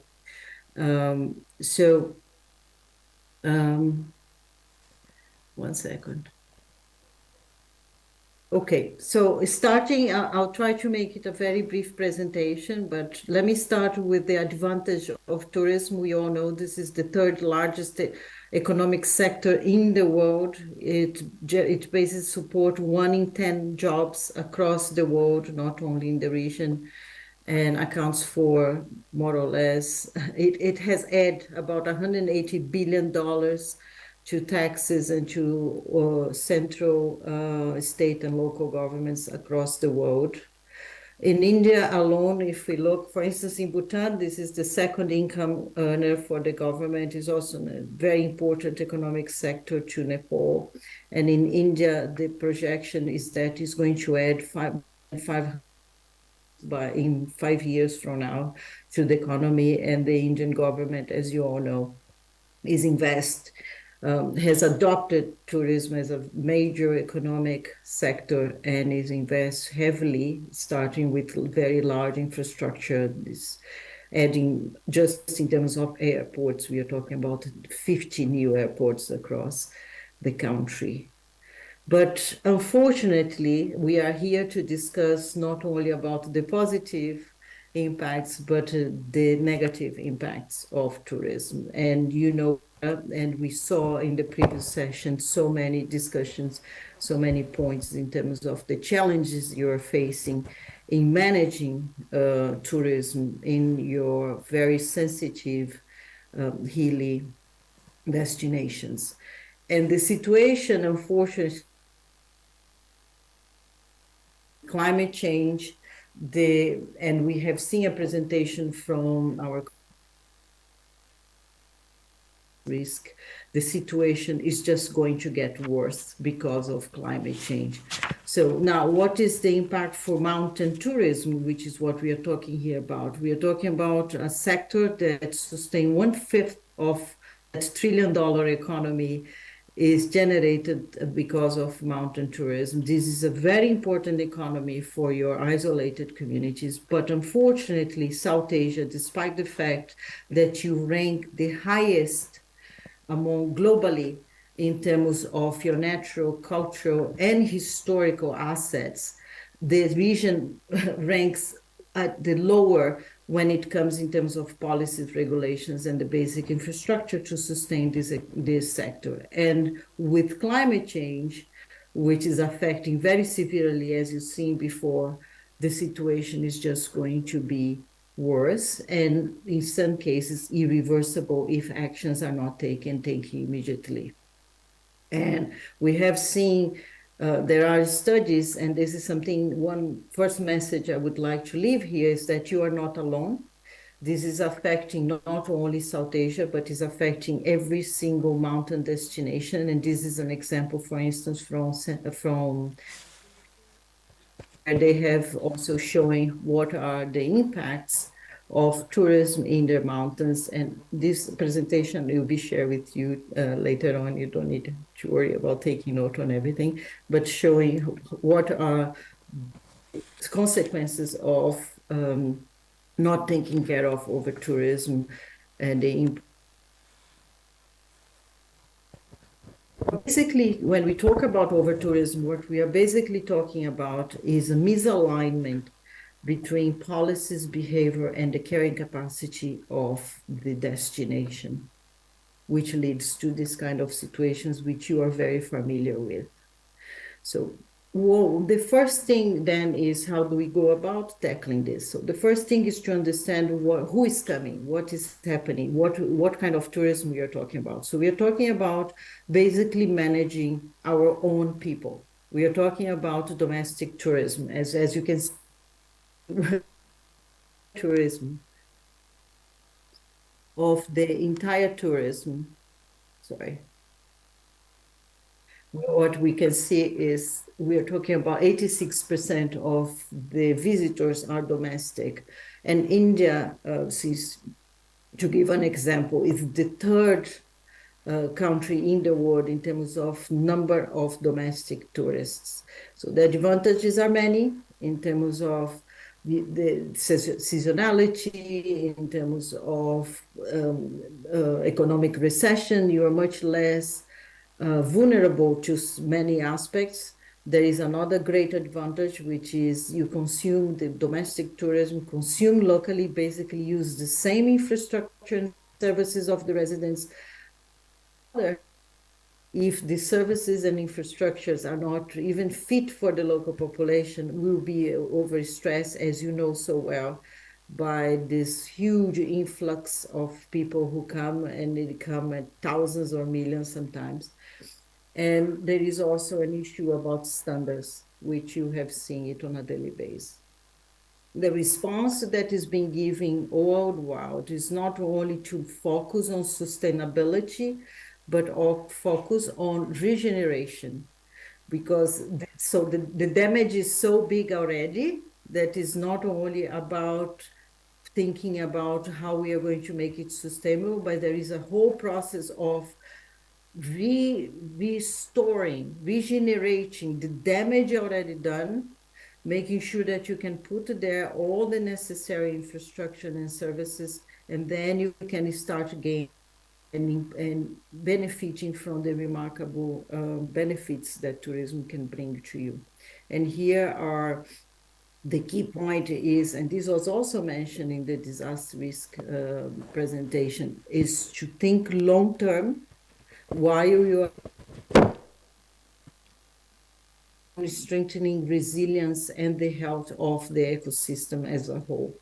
So the key 6 main measures that have been adopted globally are looking at planning from a long-term perspective with short and medium-term actions taken now, create an alliance amongst all. The government cannot do it alone. It has to bring the private sector, but also has to bring the communities. Each of them has a major role to play. Communities need to be involved, because it's not only a question of the size of the problem, but also the size of the investments that are needed. The government nobody has it, so it has to be a share. And then the type of investment to change from gray to look at sustainability, to look at resilience, what we call the green investments, and a much more efficient way of managing basic service such as solid waste, as it has been already discussed. And a very, very, very important aspect, which is not only preparing policies, formulating the policies, but above all, enforcing the policies and the regulations. So here I'm going to share very briefly a couple of examples from across the world. The first one comes from the US, which is the first country in the world in terms of number of domestic tourists. We always think about India is so big and then is unmanageable. Well, India is the third one. The US, they manage 1.2 billion domestic tourists annually, of which the National Park Service alone manage more than 300 million. So one single agency in the entire country manage one fifth almost of the domestic tourists in India, in the US. And here are the numbers. You have the amount of parks. Each of these parks, some of them have 17, 18, 20 million people visiting them annually. And what is it that make the National Park Services so efficient? Is that this is just an example of their planning page. They have not only one plan, they have a series of plan in terms of for the infrastructure, planning for the services, planning for the management of the visitor flows, all for the conservation of habitats, etc., for crisis management.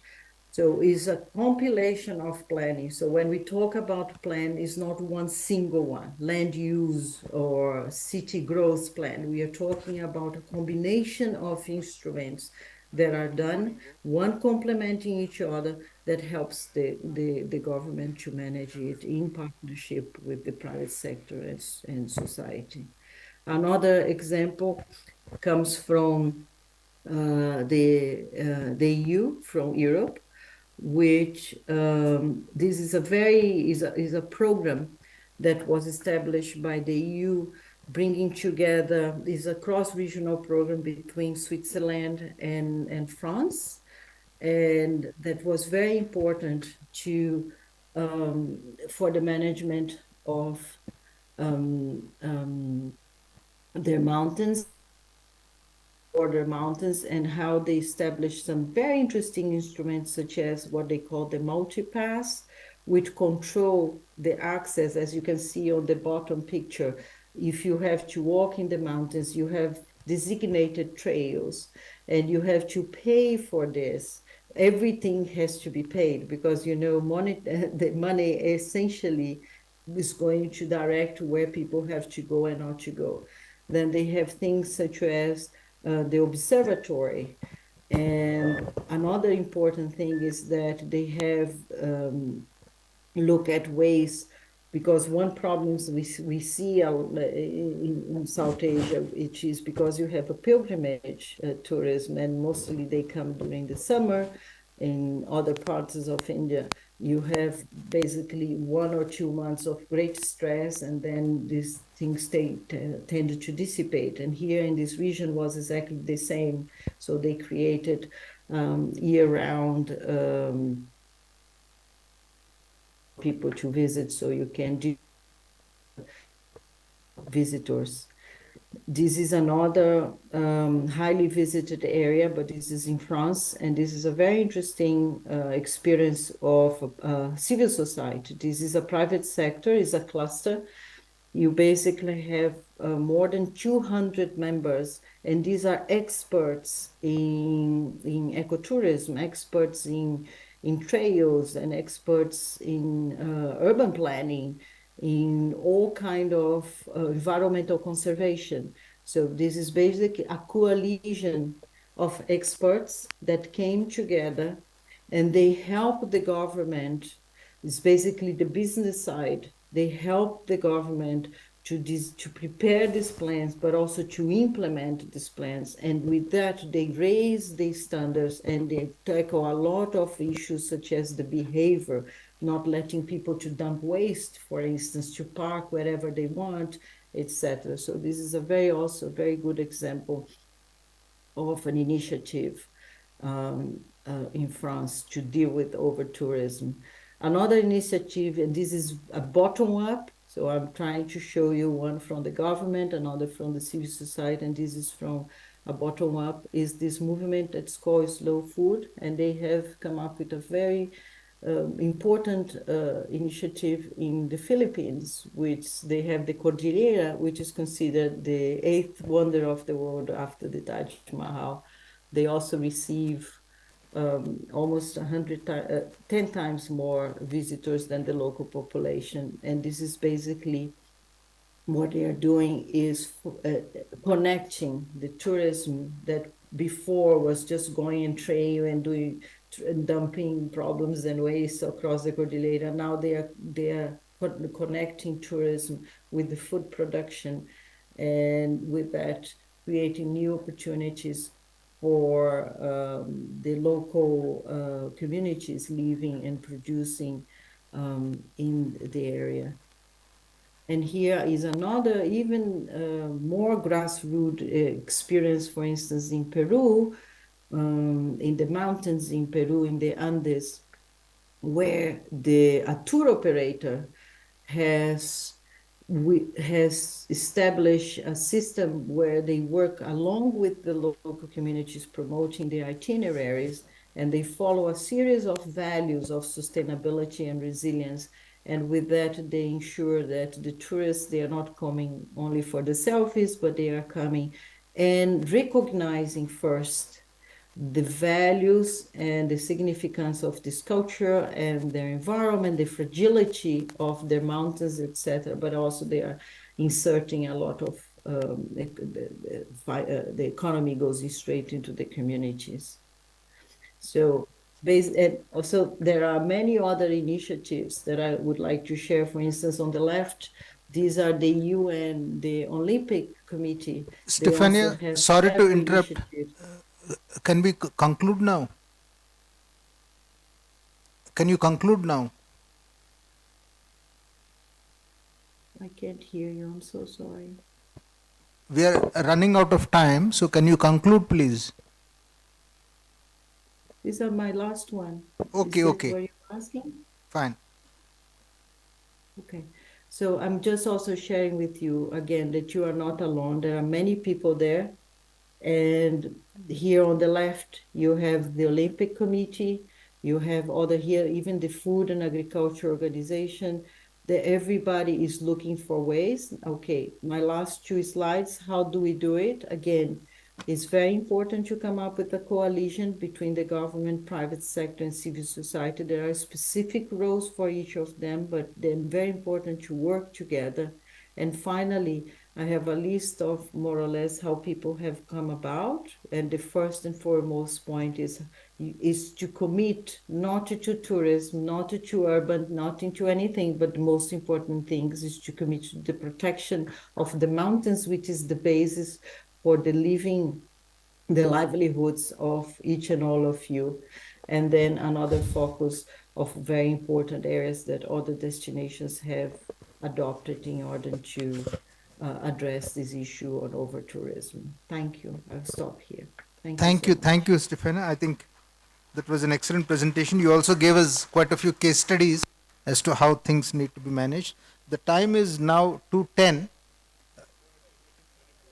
Can we also have Dr. Sang Kyon Lee from Korea? After his presentation, we'll break for lunch. Thank you for giving me a chance to this great event. I am looking your eyes and it looks very hungry. But please understand me. In order to do this presentation, I spent almost 15 hours, 8 hours in the airplane, 7 hours in the car. So please allow me, as far as I know, I have 15 minutes.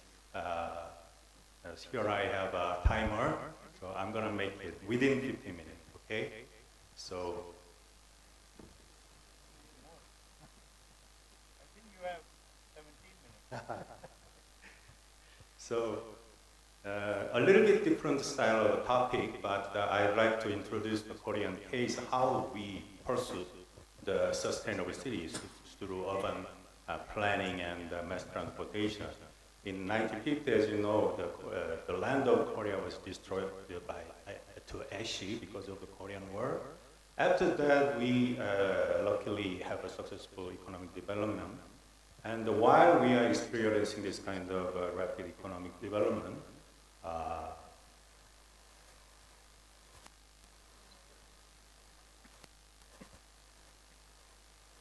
next. Yeah. We have some slides has gone, so I'm going to leave these presentations for your reference.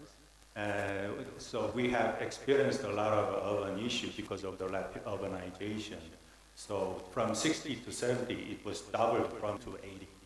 So we start to develop the urban area for accommodating this rapidly growing urban population. So we have this kind of 5 phases. So from phase 2, we start to redevelop our inside Seoul area. And phase 3, from 1990, we start to develop the new towns or new area.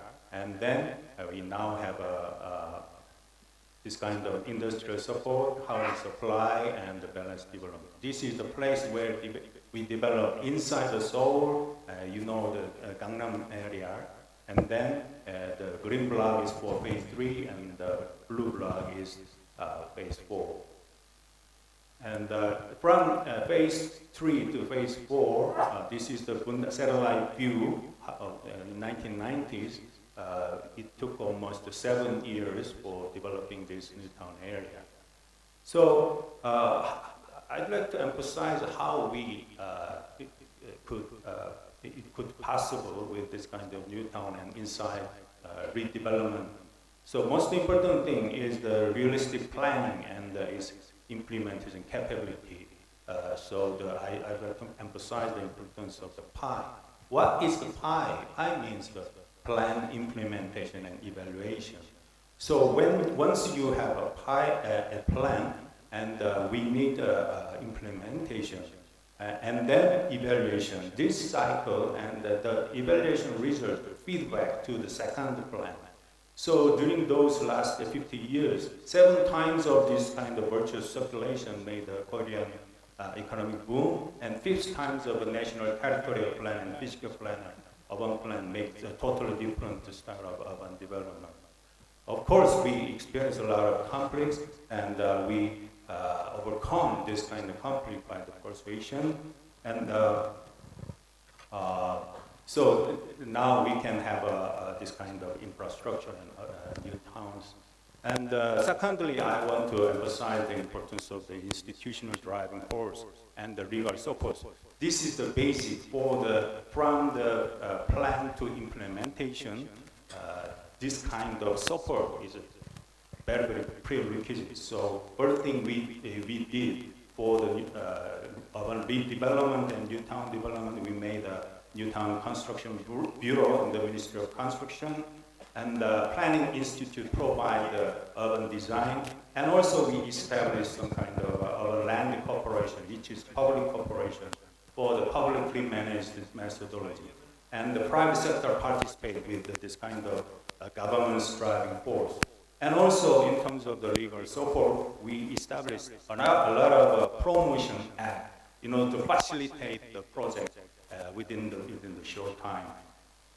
So before 60s and 70s, we adopted this kind of land readjustment as sufficient for providing the housing unit for the rapidly growing population. So that's the reason we established the public corporation like the Land and Housing Corporation, and we purchased all the land. We call it as a PMD, Publicly Managed Development Methodology. So as you see, this is the Bundan area, and we purchased all the land from the landowner by the law, and we designed the city, and then we developed it as a new residential area. So from phase 2, phase 4, we start to apply the sustainable criteria to make the city sustainable. So a little more lower population density and provide more green space. This is very critical for in terms of the disaster prevention and green corridor, and provide more self-sufficiency, IT Valley. And finally, we start to apply the ICT technology, so-called smart city, as you see in this photo. Smart city is, as you know very well, Indian smart city development is also very worldwide famous. So we also try to make our cities smarter than before based on the fourth industrial information technology. In terms of transportation, we did a lot of projects to address the urban traffic congestion, urban issue. In 1970s, this kind of chaos in the downtown of the Seoul area, and explosive urban population and explosive car ownership make totally chaos in the central city. So I would say this kind of mixed traffic causes a lot of traffic congestion. So we need to do some kind of different style of urban transportation policy. So this is in a nutshell.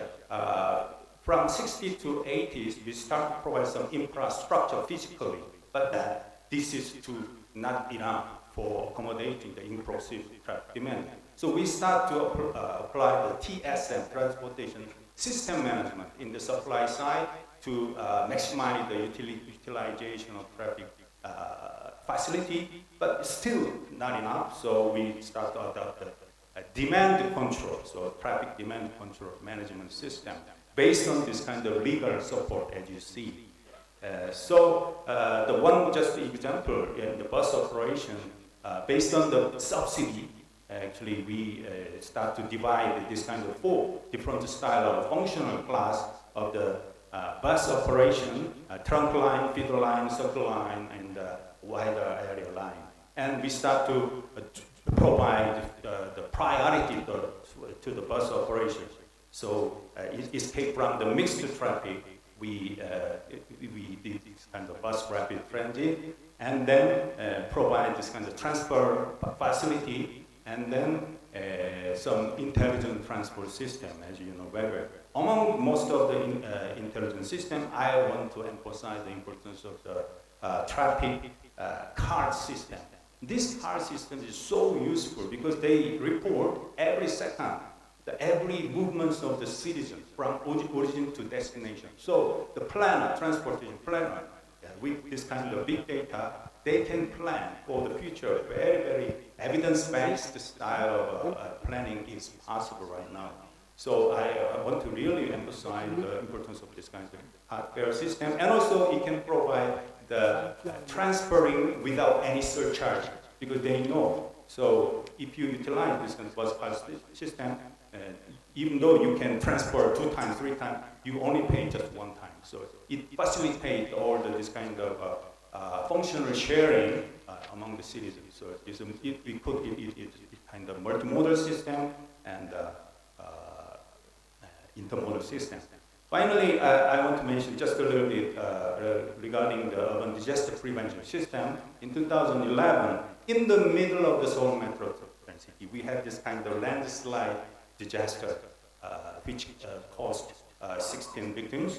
So from the time the Korean government started to establish by law the disaster vulnerability analysis, DVA, and so every local government had to get certificate from of DVA by specialized institute like us, urban disaster prevention, and they have to construct and integrate the urban disaster prevention database, so for the urban planning information system, and also a lot of capacity building program for the public officers and staff of local government has been done. So this is just one example of the multi-scale from the region, city, district side of how we do this kind of vulnerability analysis. But I already saw some presentation before. You already done this. It was very impressive. And this is the brief procedure how we do. So the most important things we are doing some the present vulnerability and in addition to this future vulnerability. So I'm not going to go through the detail, and this is the database of the, as I mentioned before, the urban disaster prevention system. So in a nutshell, I'd like to finally wrap up my presentation with these 5 implications. So I want to mention again the realistic planning and implementation capability, very important, but for this, we need this kind of institutional driving force and the rigorous support. Of course, the financial is I cannot overemphasize that. And thirdly, the feasible land acquisition methodology for the urban redevelopment is we need to find out what will be the most feasible. And ICT application, especially in this disaster prevention area, is also very, very critical. And finally, human capital and capacity building. Thank you for your kind attention. And sorry for my hasty manner. Thank you. Thank you. Thank you.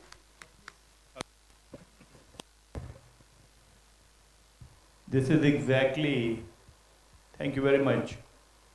This presentation is extremely relevant to us, even outside the particular conclave, because our Honorable Prime Minister has been pushing for a quantum jump and advancement in technologies and methodologies and everything. So we shall be in touch with you about this. Very, very relevant. Thank you very much. Great presentation from as all. Really nice. It felt good what you guys are doing. And our friend from Bhutan. I was actually once